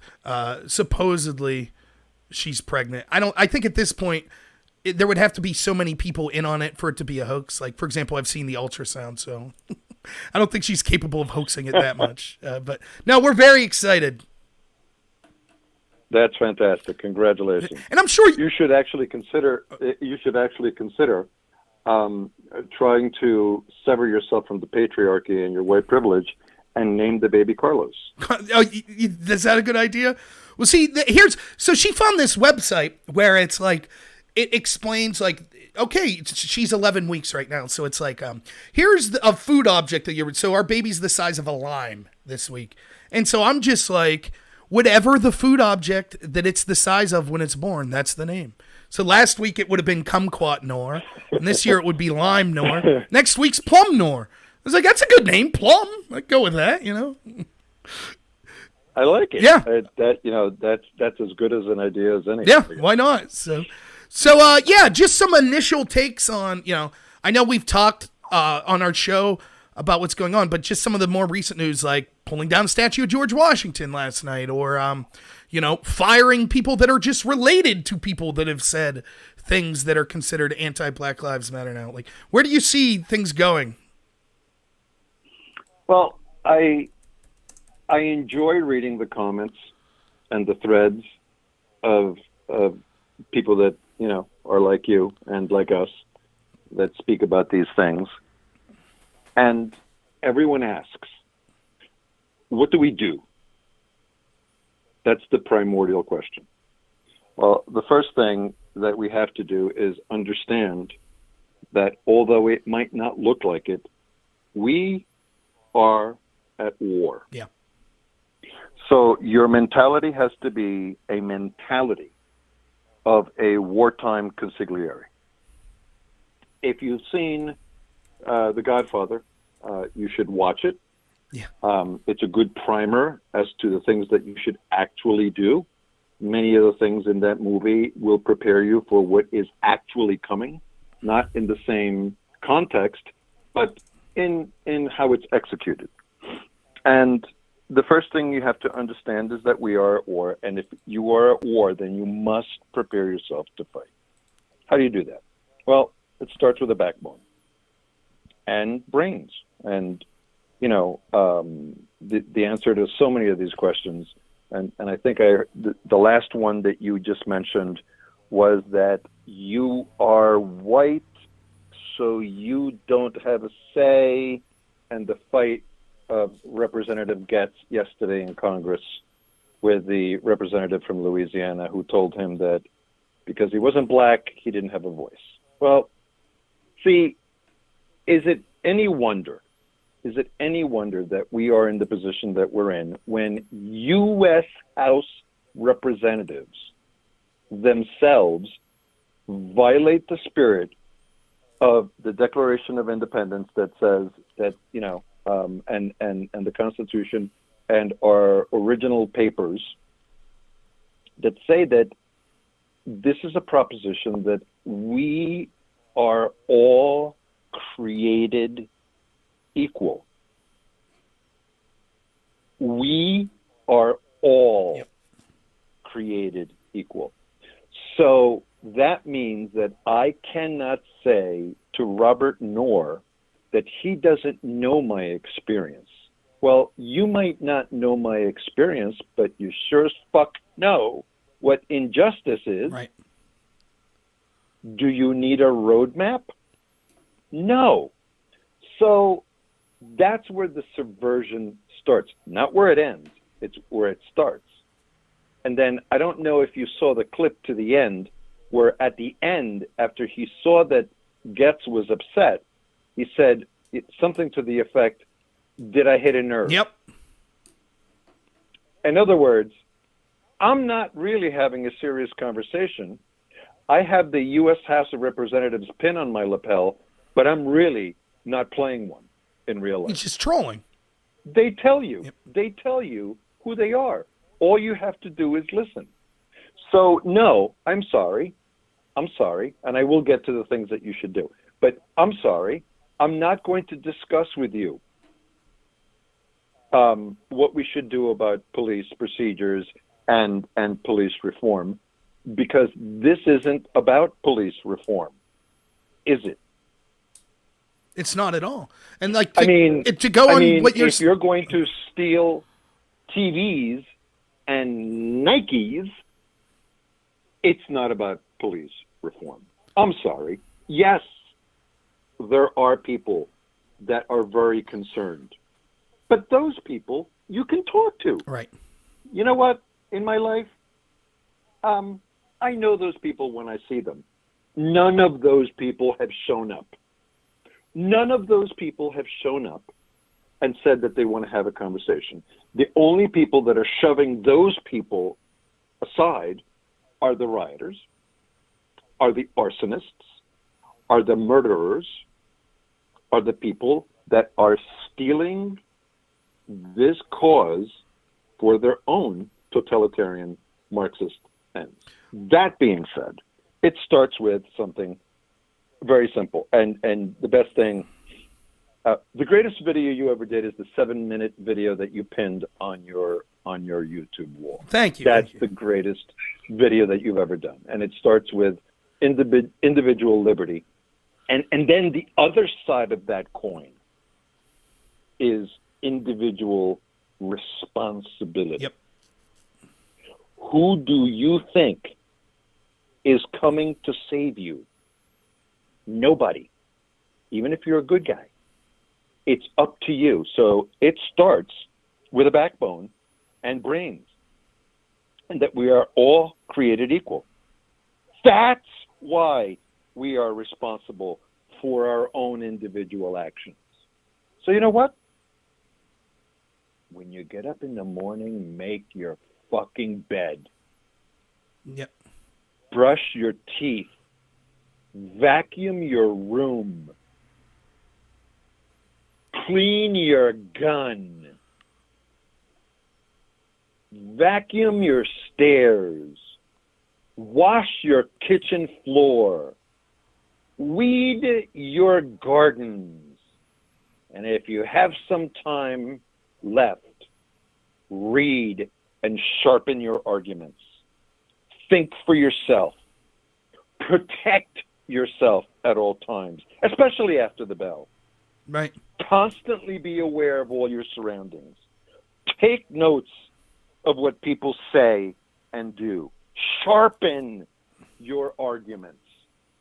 When someone from the great state of Louisiana tells you that it's not your business and you don't understand, you tell them that that's not what the Declaration of Independence, where better men than us died so we can sit here and live and enjoy being born and waking up this exact morning in America, which I would take over waking up right now anywhere else on earth. That's how I feel about it. Look, here's the optimism I have, right? And this has to do with the idea of individual responsibility. I explained this to you the other night, Carlos. It's like, I don't think that I'll speak for me. I won't speak for you, Carlos, but I don't think I'm a particularly extraordinary person. I'm basically just a regular person.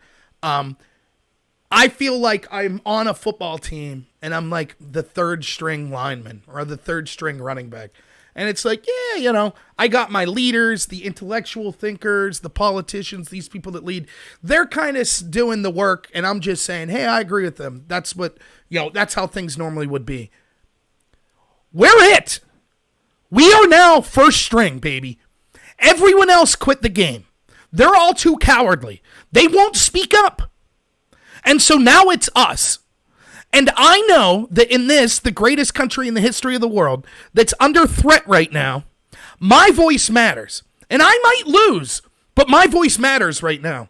And so the optimism that I feel is, I know that I matter. And I know that even though what I'm saying comes with personal risk, and it's not going to be popular, and it'll harm relationships, and every word's going to be tore apart and scrutinized if I start to be affected, I welcome that responsibility, and I cherish it. And I will do what I can to fight for this country. And on my deathbed, if I lose, I will die with a smile knowing I did the right thing. That greater men than me came before me, and they had this idea about personal liberty and responsibility and all of us being created equal. And they failed in many aspects with slavery and things like that.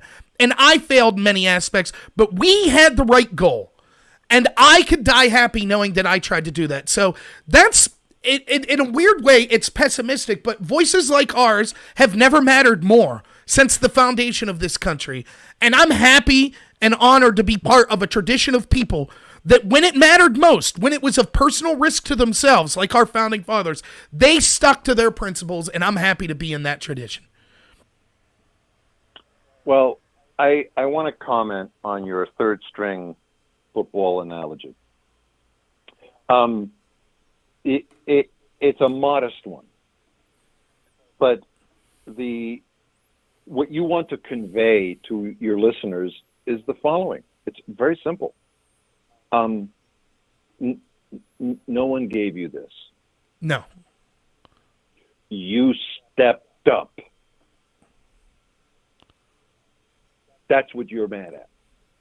You stepped up. You don't understand. The second and first stringers in front of you abdicated their position. That's exactly why you can't force multiculturalism.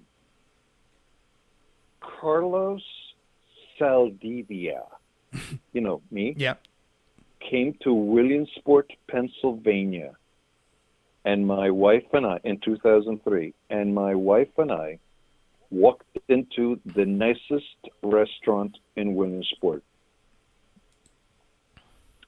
because I could.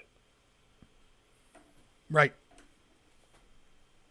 Do you really think I gave a shit what anybody thought? And that's one of the problems. That's one of the problems with someone like the chairman or the CEO of, Chick-fil-A. Who did he talk to that persuaded him to say this as opposed to shutting his mouth and saying nothing? That's right. You don't have to listen to anybody other than your own voice. Everything inside you is already there. Everything you need in your life to succeed is already inside you. Everything. You just have to wake up and listen to your own inner voice and not listen to idiots. Right. See, and that's a great lesson because one of my biggest that's one of my biggest I'll be honest with you. I when I assess myself, myself personally, and I think about this all the time because I'm striving to get better. And I found that the sharpest sword in my arsenal is also my biggest weakness. And that's stratospheric self-confidence. And I am so subversive with respect to anybody else's opinion that I might put myself in a position to hurt myself. But I'm also putting myself in the position to be able to stand on my own 2 feet and defend myself. I can go on CNN and bandy with all 8 of those guys, and it would at minimum be called a draw. At minimum, that's what you and I do in our show. Right. There's three of us. There's three of us, and we equal 3 million of them. Right. That's how strong you have to get. That's why you got to make your bed. That's why you got to clean your floors. That's why you got to weed your gardens. That's why you have to read. That's why you have to fight. That's why. Because no one is coming to save you. And we all have it within each other. So, yes, they're organized. I'll give you that. They're organized. You know, some of the stuff is strategized. You know how you hold them at bay? Be better prepared. I didn't invent it. I stole that idea from the Boy Scouts. Yeah. It's their core idea. Be prepared. They can do whatever they want. Yeah, But if you're prepared to stand on your own 2 feet and you align with people who think like you, and you put up with no nonsense from people in not only in your camp, especially in your camp, and people from outside your camp, you're going to be fine. Because they only pick on the weak. right. Tupac said it. That's right. Malcolm X said it. We are as afraid of these criminals as you are. They only pick on us because we're weaker. We're not financially stable. It's easy to hurt us. This is Tupac. This is Tupac. Yep. This is not Robert Knorr in Clarion County. Malcolm X, like you said that the biggest threat was white liberals. Malcolm X called it. Is there any question in your mind that that man was killed? No, it clearly was. Because he identified who they were. That's what Trump did. He called them out. He said who they were. And they hate it. And they think that we don't have the numbers.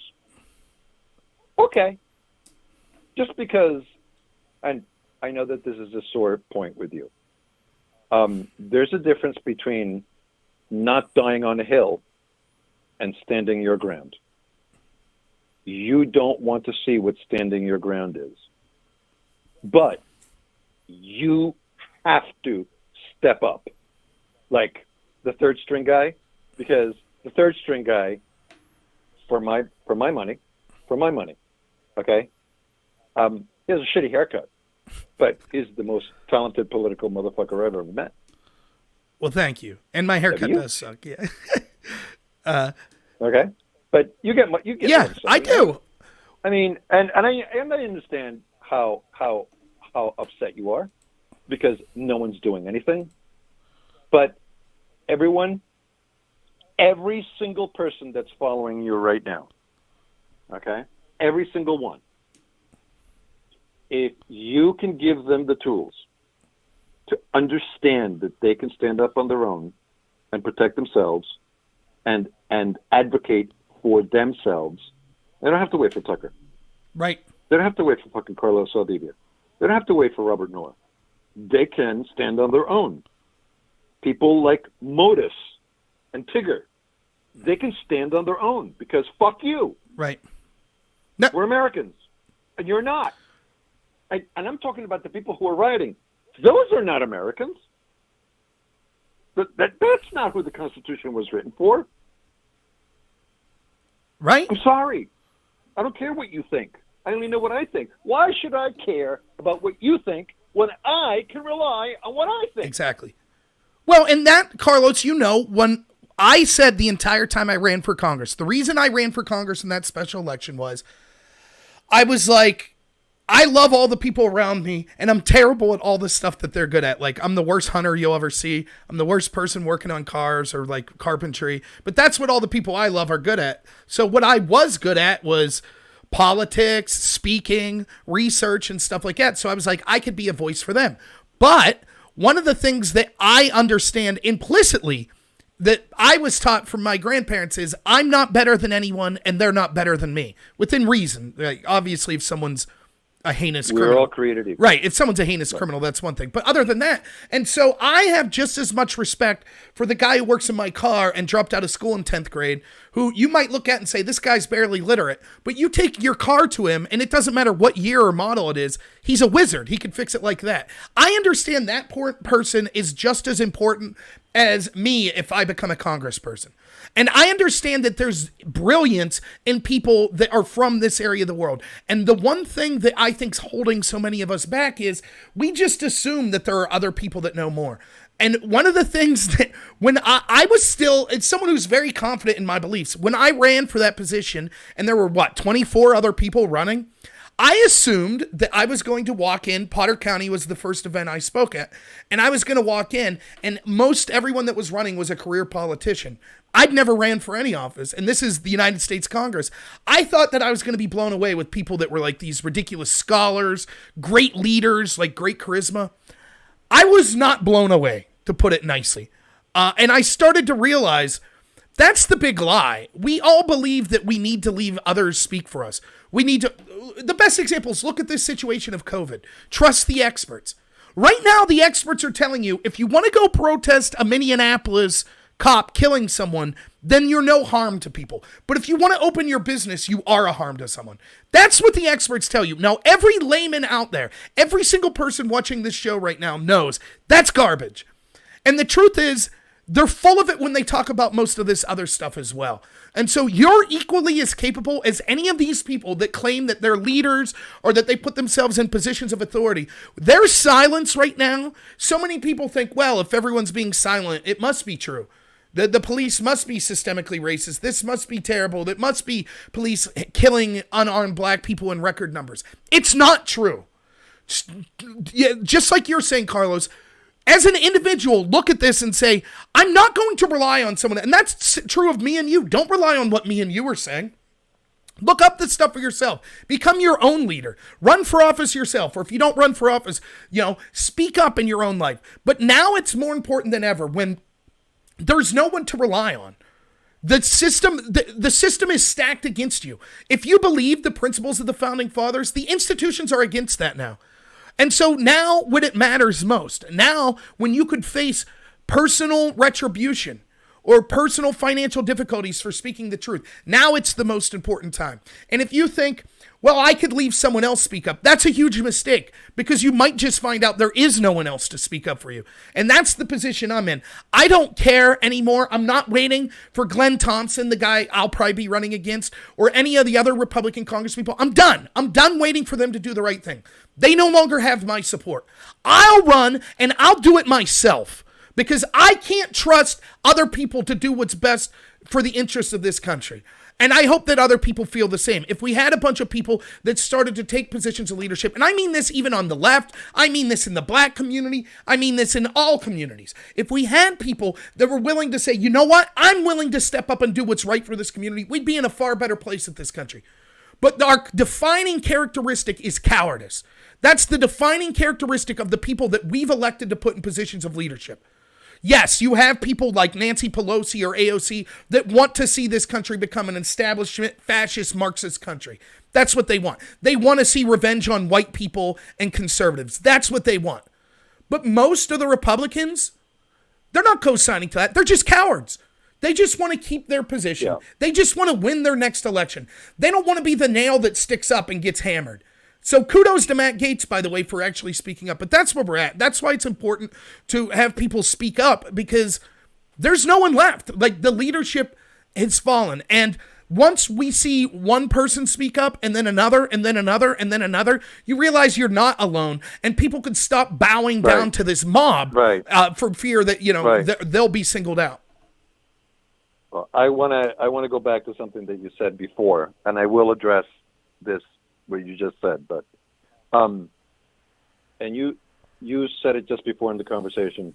I can't remember the context, but I do remember I do know what I want to say about it. A long time ago, in one of your videos, you said that if this ever goes sideways, that you don't really have to worry because you have access to fresh water. Right. and you know how to hunt. You might not be the best hunter, but you know how to Yeah. hunt. And you can hunt. And you have a home that can be easily protected. It's you guys that are fucked, not us. Yep. Don't forget that. They haven't thought of this. Okay, they're only attacking blue cities, blue politicians, blue power, blue policies, blue ideas. They're not attacking Republican cities and states. They're not doing that. They're doing it where the people are the weakest. Is there anybody in this country? All right. On the comments, go. Anybody in this country that's weaker than Mayor Frey or the mayor of Seattle? Anybody? Go ahead. Just, Go ahead. yeah, I hear you. Nobody. There's nobody weaker. Mayor Frey doesn't even understand why he said no, he wouldn't support eliminating the police. He doesn't even understand why he said that. He knows that he shouldn't say it, but he doesn't even understand why. See, that's the lack of capacity that you're talking about when you decided to run for the 12th, and you realized that once you got into the room, these people couldn't hold your water. Not every candidate. Right. There were some good ones. Don't get me wrong. Okay. Right. Yeah. But what people might not know is that I do. You still there? Yeah. Yeah. Okay. I do political media. I do campaigns, and I don't work much. And you need to understand why. When they come to interview me, it's not really an interview about me. It's an interview about them. Oh, and it's horrible. I am a fucking monster. I'll give you an example. I had a guy who wanted to run for mayor of the city of Williamsport, and I asked him, you ready for this? Tell me your thoughts on the 10th Amendment. He said, what? You know that pregnant pause we just had? Yeah. That means that it's your turn. to Right. speak. Yeah. How can you run for office and not understand what the Bill of Rights are? So when you say that you're mad because they're not answering and they're not responding, is because they literally don't understand what they've gotten themselves into. And let's be honest, this is something that I've talked about in my show. And I remember having this conversation with you 8 months ago. The Republican Party is going to mess around and they're going to lose people like me and you. Who is speaking up most? Oh yeah, no, they've already lost it. Right. Who's speaking up I'm right sorry. now? Were we unclear? You've lost it. Right. So and before hold your thought for a second. Yeah. And one more thing I wanted to say with respect to your distaste in your mouth because they're cowards. I'm going to ask you a question, and I want you to be honest with me.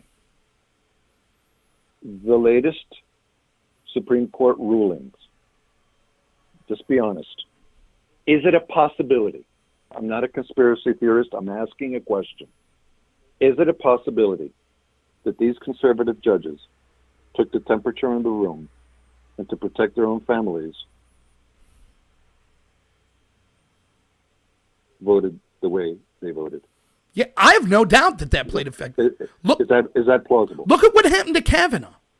They knew they didn't have the votes. Are we that far away in this country? Are we that far away from targeting Supreme Court justices? Because they sure as shit, to me, look like they modified their positions because they need to protect their families. That's what it looks like to me. I mean, I might be wrong. The standards are not the same for the Democrats because you sure as shit don't need to have any political ideology or any judicial ideology for that matter to be a democratically appointed Supreme Court justice, correct? Right. All they need to do is get outcomes. The tests, okay, are for the Republican justices, not the Democrats. So can you blame them for judging the way that they judge? Because they want to protect their families? Because they have no faith in the system protecting their family? Better said, they have no faith that the same people that went after General Flynn are going to protect them. Are you surprised? No, I'm not. That's what the Kavanaugh stuff was about. They knew they Correct. didn't have the votes to keep Kavanaugh. What it was a message to everyone who ever wants to be a Supreme Court justice appointed by a conservative or has been touchable. appointed that we will take you. There were literally mainstream Right. outlets. We can get to you. There were mainstream outlets writing articles that said that Brett Kavanaugh should not be allowed to coach his little girls' basketball team because he was a gang rapist. Now, what does that? And I've talked. Thank God for Tara Reid, huh? Yeah, right. And what? Yeah, right. She's a friggin' hero. Yeah. What we need to understand is there's nothing, and I talked to you about this. At the end of the day, what do we have other than our loved ones, our reputation, our principles? When they came after Kavanaugh, I actually had tears in my eyes when he finally got to defend himself, because that was a man who wasn't interviewing for a job anymore. That was a man who had nothing left to lose. That was a man who, the most important thing to him in life, the respect of his family and his daughters, was taken away. He was smeared. He was called a gang rapist. Yep. And so what you saw was raw emotion, and they laughed at that. Just like Matt Gaetz yesterday. Oh, did I hit a nerve? Picking on you, saying you don't love your son? Making fun of you because you have a son of color? Did I hit a nerve? Right. That's the theme of these people. They have no... Matt should have made a statement this morning. A very strong video statement a la Robert North. And he didn't. And I don't think he understands that we're in a war. I don't think he understands it. Right. They're still playing by the old rules. You don't understand. There are no rules.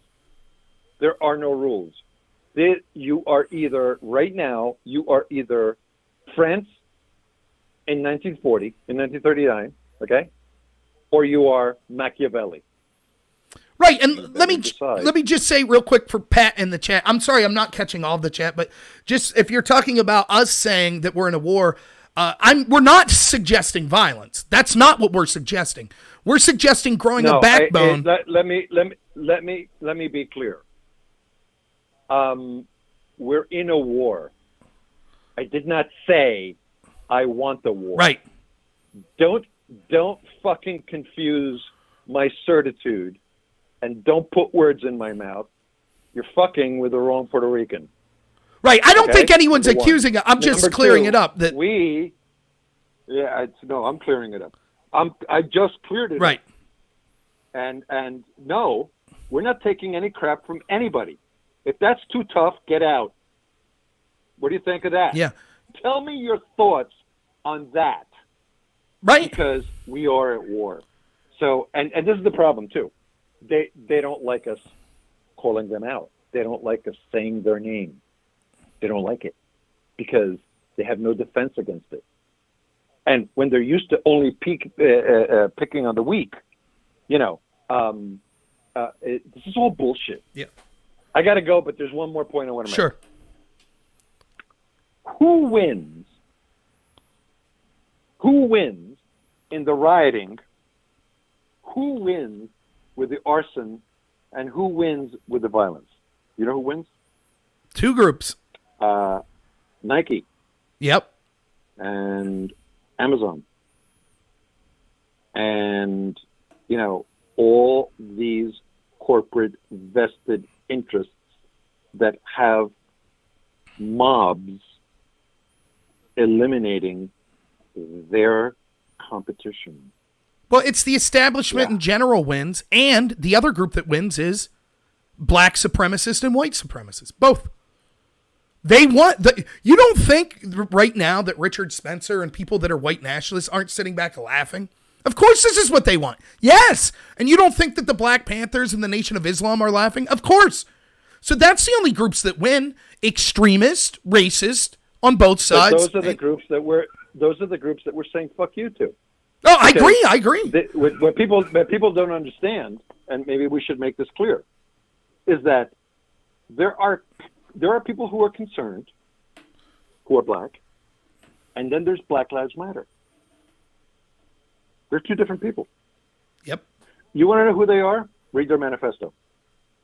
Exactly. They believe in segregation.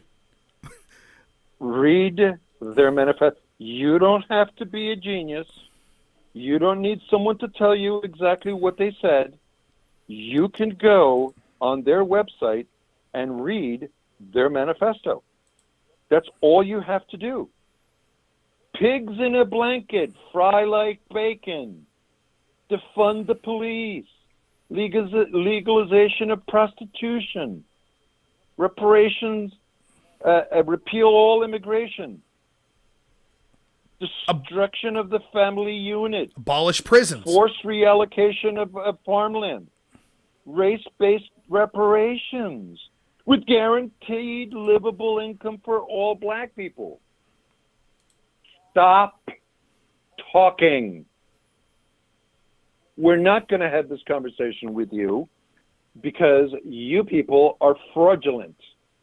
We are going to arm for war because that's what you want to do. See you on the battlefield. Yeah. That's it. That's it. Don't push us. Yeah, I agree. Don't push us because you have no idea. You haven't fucking done anything in your life to repair justice, much less warrior. Understand me? You haven't done anything. And calling me a racist. No, I lost you. My earphones died. Calling me a racist doesn't do a thing. I may or may not be a racist. See? You see what I just did there? I Machiavelli'd you just now. See, now you don't know, do you? That means you're off balance. You better watch out. You might look like that guy in Buffalo if the wind blows. Right. I know exactly what you're talking about. To all your audience, don't put up with any crap from anybody ever. You're an American. Everything's inside you. Right. If you're confused, or you're scared, or you're in danger, or you need a pep talk, or whatever the fuck, you can at me at Hockey Nuts on Twitter. Yeah. And we'll go from there. It's those guys that have to be afraid, not us. I agree. So I'll put your Twitter up here if I could spell hockey right. Is it with a Z? It is, hockey, right? Not with a Z. What the fuck? You seem like such a hip young person. You'd use the Z. Were you possessed by aliens? And can you give us Robert back, please? Well, I do appreciate you calling in there. Yeah. What's pregnant? Bald. Got a haircut. Mm-hmm. I mean, what's next? Soy milk? No. If you ever see me drinking soy milk, then you know that I've been replaced, you know. But yeah, here's the thing, like just real quick before you go, you know, those of you listening, we're talking about some really heavy, serious stuff. And it is, every word that either of us say is true on this. But we're still two of the funnest people you'll ever meet. We're not miserable people. And it's because we know that we are sticking to our principles. We might not be factually right about every single thing we've ever said, though we're probably close. But when you could be a principled person, your life will be so much better. You'll be so much happier. And so come what may, I think people like me and you are going to be okay one way or another because we don't leave a mob tell us how we have to think. And we're not afraid to stand up for our principles. So those guys. Yeah, absolutely. So, plus, I'm a lot better looking than you are, so that's why you should name your kid after me. Good luck. Right? I'll throw it out there to Courtney. We'll see what she says. So, All right, I love you. Hey, thanks. Thank you so much for calling in. I really appreciate it. We'll talk to you at least tomorrow, if nothing else, on the radio show. So. Yeah, we'll talk tonight on our Yeah, pre-production our call, meeting. pre-call. All right? Yep. All right, have a good one, man. All right. Bye. So, yeah, that was my friend Carlos. If you like what Carlos has to say, I'm going to take these headsets off for a moment. Carlos does the radio show with me and who I would consider probably the best journalist, at least in Pennsylvania, if not the country, our friend Todd Bartley. We do a radio show. It'll be live here. It's every Saturday, 11 a.m. to 1 p.m. So it'll be really good. This week, our guest is going to be Let's Be Frank, who did my show the other day. So he's going to be one of our guests. One of these weeks, Dan Bongino's agreed to be our guest, so that'll be cool. Yeah, we are chatty. Both me and Carlos are chatty. So, yeah, I mean, Carlos is right. Again, I'm not suggesting, when I say we're in a war, I'm not saying go out and use violence. Violence is only justified as a direct response to your physical safety and physical violence being implemented to you. That's not what I'm saying. What I'm talking about and what Carlos is talking about is the idea of growing a spine. You don't leave charges of racism frighten you from telling the truth. You don't leave the fact that people will try to dox you or end your career reason to keep you from telling the truth. That's what happens with these politicians, particularly on the right, where they're so afraid of being called racist, they don't say anything. I know what's in my heart. I am not a racist, so the charge means absolutely nothing to me. Again, watch the Brett Weinstein-Rogan interview. I've seen the first hour of it. Brett Weinstein, that was the charge against him, that he's a racist. Brett Weinstein's, we would have considered a far leftist 10 years ago. Progressive, speaking out on issues. You know, he believes in systemic racism and things that I really would push back on. He's called a racist. Isn't it ironic that the people that are actually speaking up the most are people on the left?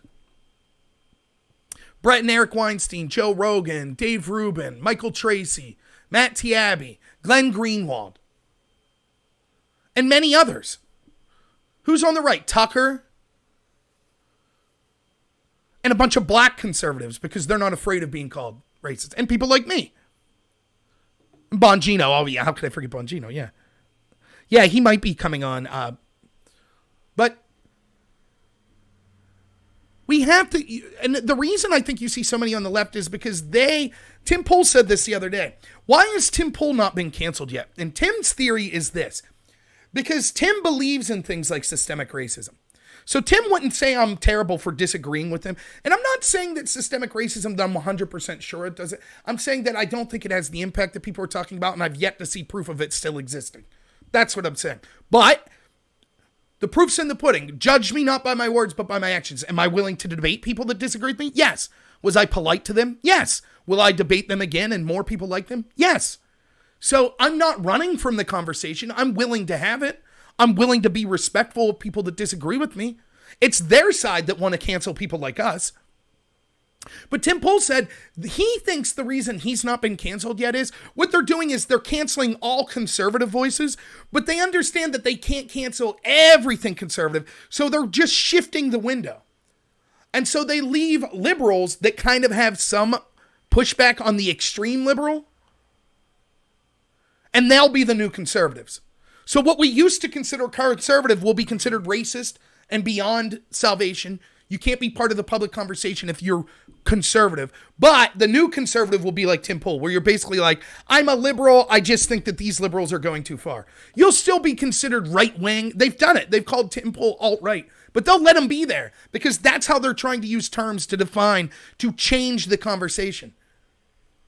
That's what we see here. One of the things I wanted to talk about in Chaz or CHOP or whatever they're calling themselves now is the zone that they set up in Seattle. Insurrection's what it is. A bunch of armed people have taken over part of the country and said that they've seceded from the country. Have you seen their gardens? So they set up cardboard basically on concrete, then threw some topsoil and thought they were going to grow plants. And it's hilarious, right? Because I have very limited experience in gardening, and I worked on a farm for like 2 hours one time and couldn't hack it. But I know a lot of farmers, and I know a little bit about farming. And if you just have grown plants in your house, you realize how stupid it is to think that you could just throw topsoil on concrete and stuff's going to grow.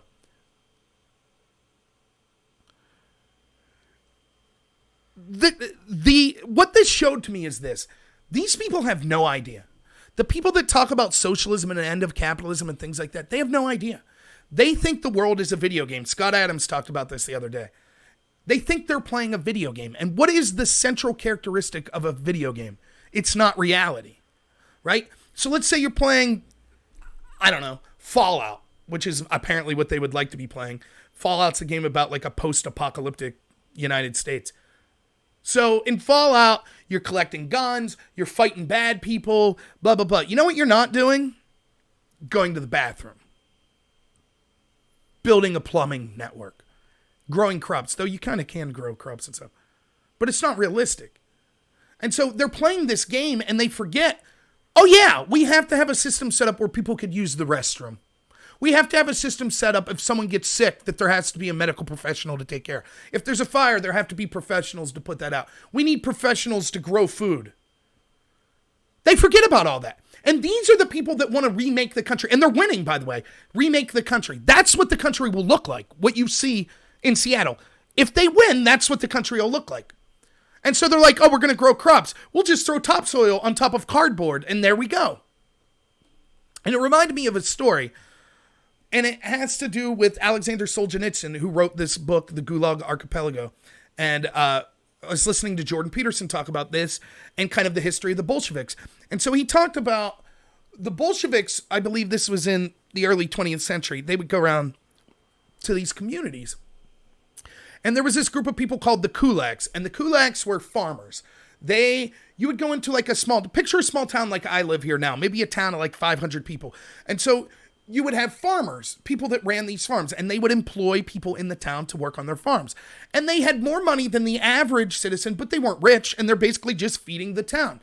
But it took years and years of expertise to become farmers able to grow crops in Russia and in the former Soviet Union. And so these kulaks were the people that owned the farms. They weren't getting exceedingly rich or anything, but they had more than the townsfolk. And so the Bolsheviks would come in and they would find particularly inept, angry townsfolk people, and they would say, why aren't you running that farm? In fact, why is anyone running that farm? Shouldn't that be the people's farm? Why does that person deserve more than you? And they'd be like, yeah, you're right. Why are they running the farm? That's right. And so what happened was they took all of these kulaks and they either killed them or they shipped them off to detention centers in places like Siberia. And as a direct result of that, over the next decade, 15 million Ukrainians starved to death. 15 million. And they talked about that they would put signs up that you could still see that would say things like, and of course it wasn't in English, but it would say, remember, no matter how hungry you get, don't eat your children.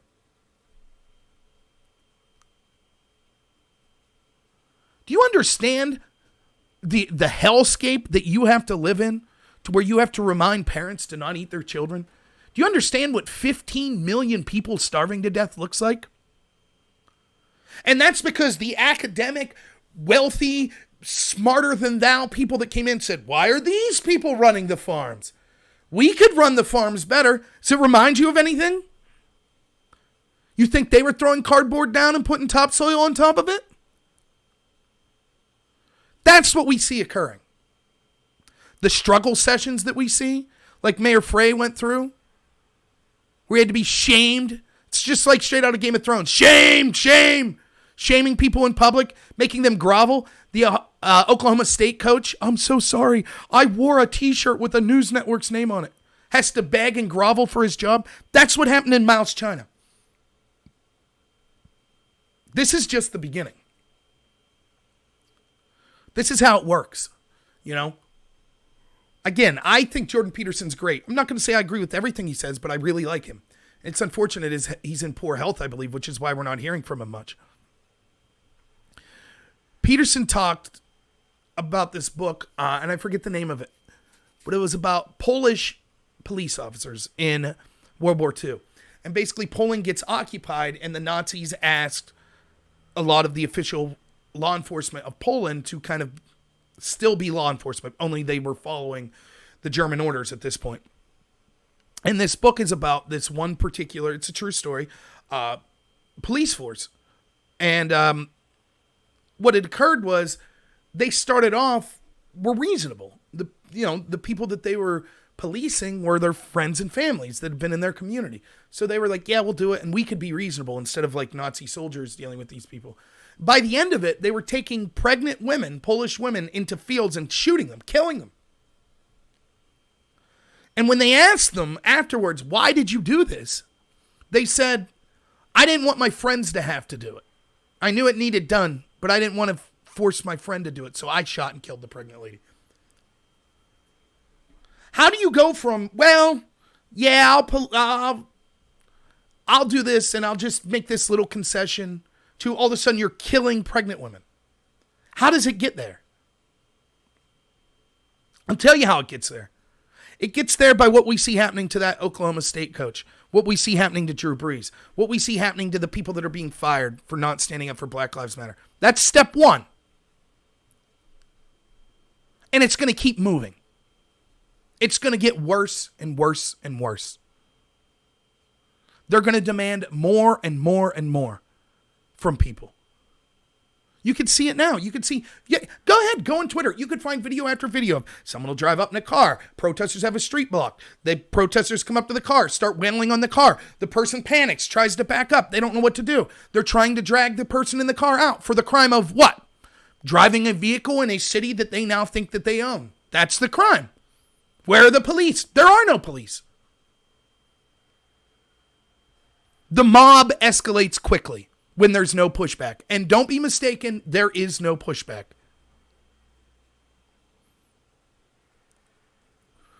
The lead's already started flying. Look at Albuquerque.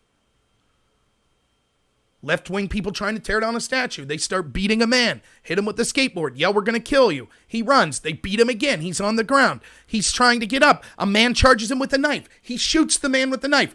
He gets charged with aggravated assault with a deadly weapon. Now that charge has been dropped. I don't know if all charges. It's going to get worse. And you want to hear it? You want to hear a dark truth? You want to hear something really disturbing? I have 27 people listening right now. You want to hear the most pessimistic thing I've said? And this has been a pessimistic show. You want to hear the worst part? You know the police officers that right now me and you are all fighting for, and how ridiculous, and I'm saying, yeah, they should walk off the job. It's absurd how they're being treated. Those same police officers, when you defend yourself, they will come down on you. They will allow the riots, and they will come down on you for trying to defend yourself. Not because the individual police officer is bad, but because the people running these departments will order them to do so. And they'll listen.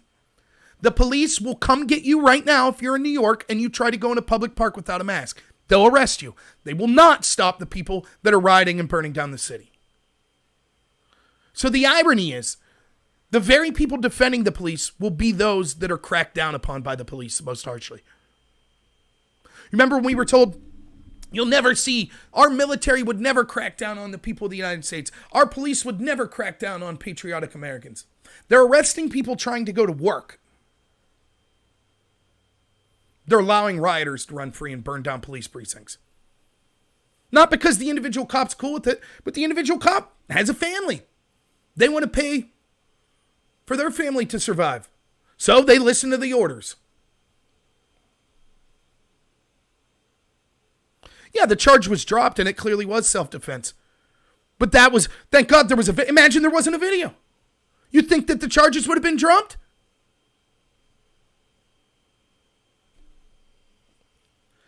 Again, I repeat this rabbi in New York said, remember after that deli was shot up about 6 months ago? And it's Nation of Islam. By the way, have you heard anyone else in the country talk like I did about the Nation of Islam? Let me just play you something. And I apologize for this because it's probably going to lag because this is why I'm getting a new computer. Because it's hard for me to do things like play videos while I'm streaming, but this is worth seeing. Have you heard anyone else in the country, anyone, talk about how the Nation of Islam, a black nationalist racist group that hates whites and Jews, led by Louis Farrakhan, who's taken pictures with Barack Obama and the Congressional Black Caucus, have you heard anyone talk about how they were running security at George Floyd's funeral? Anyone?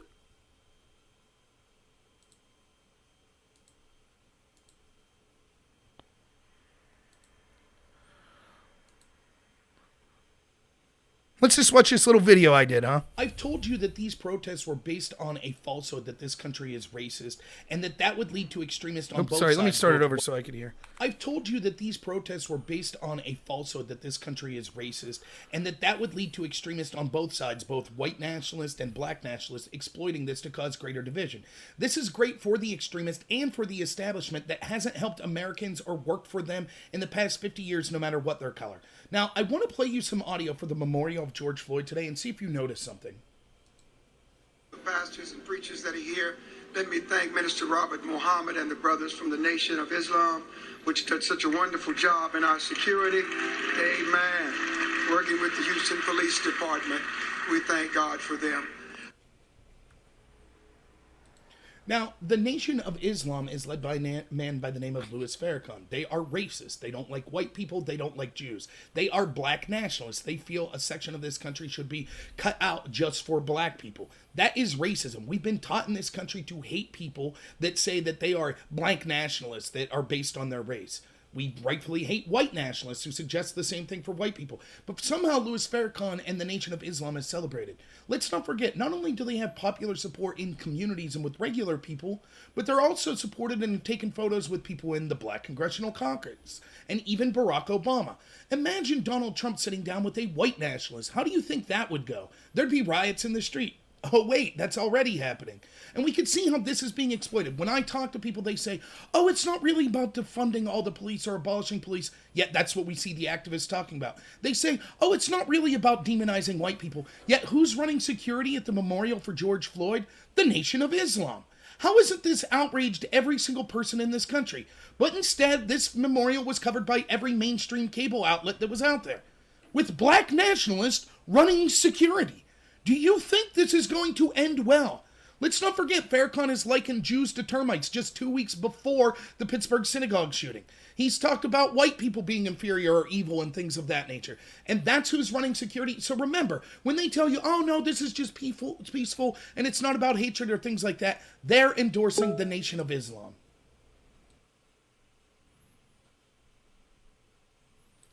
Well, that guy had some really good points, right? Have you heard anyone else talk about that? Anyone? Anyone?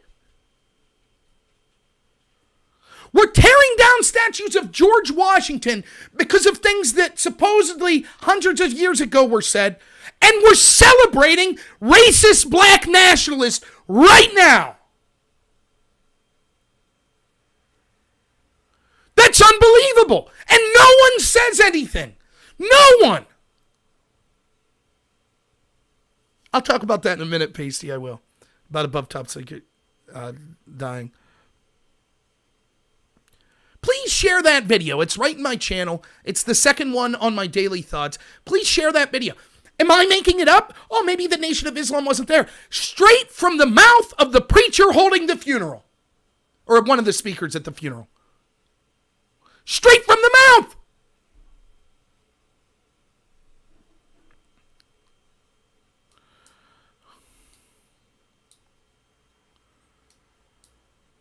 No, right and left aren't the same. Again, I agree. But what's worse?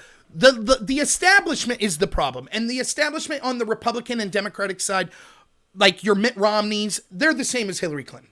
But once you get further down the line, there is a difference.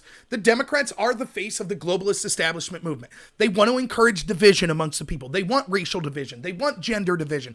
They want people divided based on sexual preference. They want an end of countries. They want a globalist, fascist sort of Marxism. They don't care about the workers, though. All they care about is having all the power. They want neo-feudalism. I talk about this all the time. They want us to go back to the Dark Ages. They want to live in castles while we're all serfs. We live with fecal matter in the streets and heroin needles, but they'll throw us bread and circuses as long as we don't criticize them. Once you criticize them, you're canceled. That's what they want the whole world over. And the way to get there is by crushing actual working blue-collar people, middle-class people. And that's what they're doing, and they're succeeding at it very well. Between the lockdown and then the destruction of our country based on this racial division. They're not going to help poor people at all. They'll use them as pawns like they always do. That's what they want. The Republicans are cowards. They're afraid of being called racist. They're not concerned about us either. You might say, well, they're not as evil. Who cares? Being cowardice or having cowardice is almost worse. At least the Democrats are transparent about them wanting to destroy the country. The Republicans act like they're fighting back and do nothing. But yes, there is a difference. And the Democrats are definitely worse, don't get me wrong. But I don't see why I should be Republican anymore. So I had a request for some people about Above Top Secret. Before I go, I'll talk about this. First off, again, I saw the couple people that donated, Big Sky, I think Blase. Thank you so much to everyone who donated to me today. I think I met my goal. I was trying to raise $50 today, and I did. So eventually I'm trying to get $1,200 to get this computer. So hopefully then there'll be less lag and things like that, and people will enjoy it. They do want to bring us back to the Day of Nero. So yeah, I'm trying to put any money I get back into the show. Please consider sharing my videos, particularly those 2-minute videos I do. I promise I'll be turning more of those out. I kind of slacked off this week, but I've been doing a lot of live streams, so I apologize for that. Anyways, Above Top Secret. Oh, and if you donated on anywhere other than YouTube, I'm sorry I can't see it on the screen that I'm on, so please just let me know in the chat and I'll give you a call out as well. Above Top Secret is this website I've been on. I mean, my story with Above Top Secret, it started back in like 2005, 2006.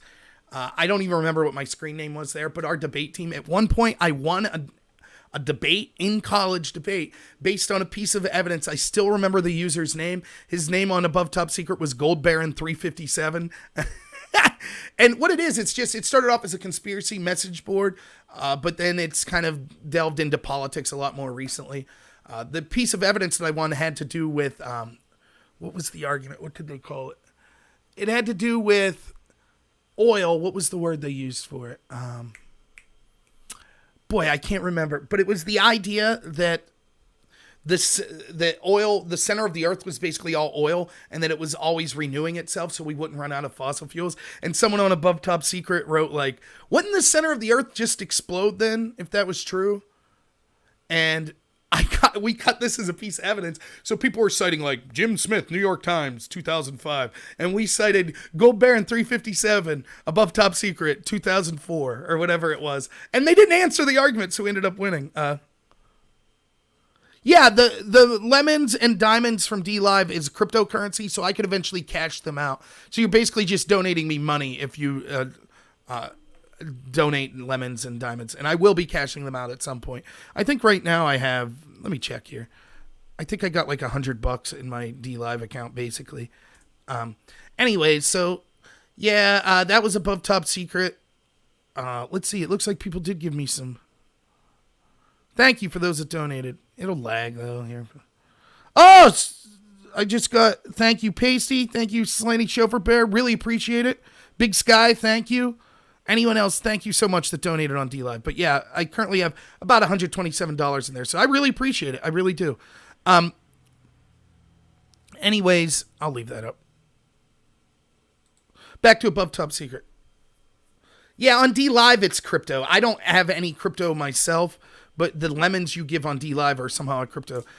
Super Chat or PayPal would probably be the best way. If you're uncomfortable, anyone who wants to donate that's uncomfortable with using any of these services, Patreon, PayPal, Super Chats, or even DLive, if you email me, my email is just my name, rob.noor, which I'll put it up here, at Gmail. I could give you my post office box, and you could send me any donations in that manner that you want.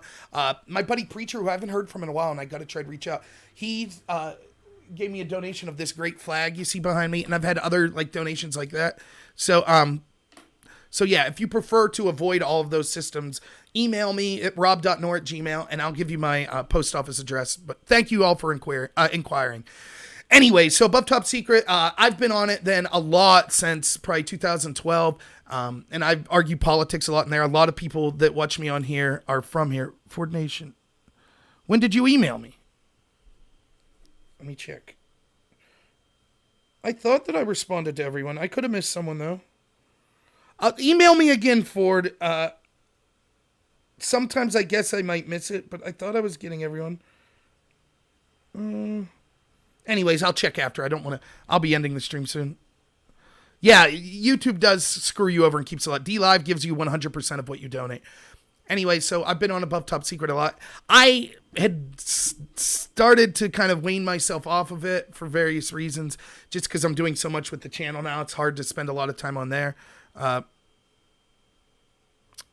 Anyways, sadly, I went on the other day and the owner said that it's collapsing. Above Top Secret's collapsing. So that's a bummer. But it's because advertisers are less and less likely to give ads to sites that rely on comments because you can't really control the comments. And there's a lot of right-wing talk going on Above Top Secret, so they're losing their advertising. So it's sad. I'm sad to see it go. I haven't posted on there. I just found out last night. So maybe tonight I'll just put a post saying, sad to see it go. They said they might have a couple months left, but thank you, Jesse. I really appreciate it. Jojo, by the way, is my brother, Jesse. Thank you, man. So yeah, it's sad to see Above Top Secret going. It really is. 420. I have asthma, so I'm not a weed head. That's one drug I can't do it. No cigarettes, no smoking. So my drug at this point is more sugar. I'm supposed to watch my sugar, and I'm like a fiend. Like it used to be ice cream. Like Friday night, I'd be like, hey, Courtney, you want to go out tonight? Yeah, where do you want to go? Dairy Queen, get a milkshake. Woo! How far I have fallen from my partying days in college. Edibles, yeah, right. So now my drug days are basically over. I can't wait to be a dad. Now I got to get into like, dad stuff. So I'm working on my dad jokes, things like that. And doing more of the politics stuff. So, and I'll be running for office here coming up. So I'm worried that. Yeah, right. Labor counselor said she's worried children are getting education from far right parents. That's the next thing.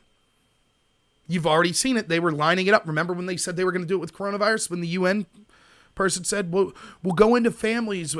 We've stopped social distancing, or we've engaged in social distancing when it comes to being in public. But what about in the houses?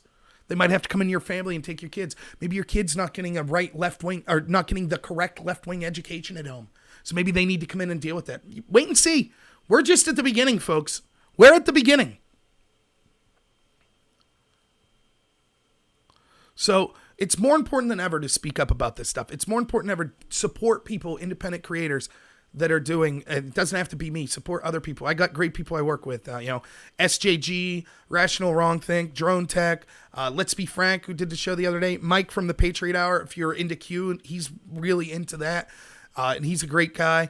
I'm trying to think, I'm missing people, but, my friend American Joe just quit his channel.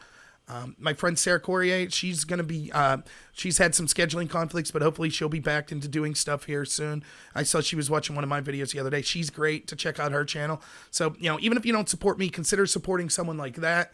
I'm going to try to do more collaboration projects with them. And once my new computer comes, I'm going to get back into the debate circuit, debating left-wing people. So if you like those kind of debates, feel free, what's going on. Feel free to check out what's going on there. So I'm going to give out the lemons in the chest here. Let's see. Distributing rewards. Oh, thank you, Big Sky, Pasty, Iggy Mom. You guys are the best. Thank you so much. I really appreciate it.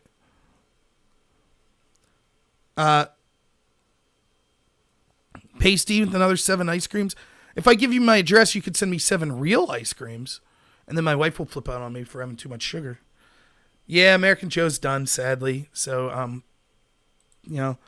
and here's the thing, I think it's good to diversify. We all have different styles. Like me and Carlos have a slightly different style, but that's why we like working together. Congratulations, Pasty and Iggy Mom, the winners. You donated way more lemons and received a scant few back. So, but no, thank you. It really means a lot. So, Stexenhammer, yeah, Stix Hexenhammer. A lot of people have a problem with him because he's not religious. In fact, his name's Six Hexenhammer 666. But I separate that, and I think he does a lot of good material. I like him a lot, too. Oh, okay. I could try that. She's right underneath me. Dorothy. Come here. Come on. Come on. Come on. Come on. Jump up. Come on up. Okay. There you are. This is Dorothy. She's 1. I never win anything. 1 of tubes. Annabelle, you want to come say hi to people? Are you mad? Oh, what are you doing? So when I end this, I'm going to go out and throw some ropes around in the yard with these meatheads, huh? Unfortunately, I was saving up for a fence, and now that we're pregnant, we're not going to be able to buy the fence. You probably can't hear me. Sorry about that. I was saving up for a fence for these girls so they could just run in the yard.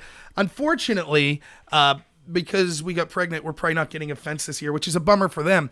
But we did get one of those like wired fences, so it's supposed to make a noise and then shock you a little if you go outside it. My neighbors are super cool. They don't care if my dogs run in their yard, but they've started going towards the main street, and I'm really, really scared about it. Annabelle, come here for a second. I'll get Annabelle. Come here. Belly. Come here. Come on. Come on. Oh, you old... Look at her. You can't see her, obviously. I want to see the other one. Everybody saw you. Come here, Belly. Come on. Come up. Come on. Coming up? You're not going to jump up, are you? Come here. I'll lift you. Oh, you old chunker.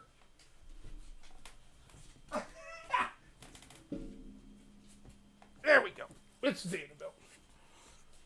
You're supposed to look over there, Annabelle. Oh. You ready to go outside and play? You ready for Dad to be off his video? Alrighty. So I'm going to be going, but you can see these guys are ready to go outside and play, so I should probably go. Huh. You want to go play? You going to go pee? You go play outside? So thank you so much, everyone, for listening. Look, it's dark times. It's a tough time for our country, but no matter what, the thing that matters most in life is you, your personal life, your loved ones. So keep care of yourself, stick to your principles, even if you disagree with me on stuff. Remember, don't leave a mob change your principles, whatever you do. And know that there are other people out there that will defend you, even if we don't agree on everything. So thank you so much. I'll be doing the radio show tomorrow at 11 a.m. You can check it out right here on this channel. So thanks so much, everyone. As always, have a good one.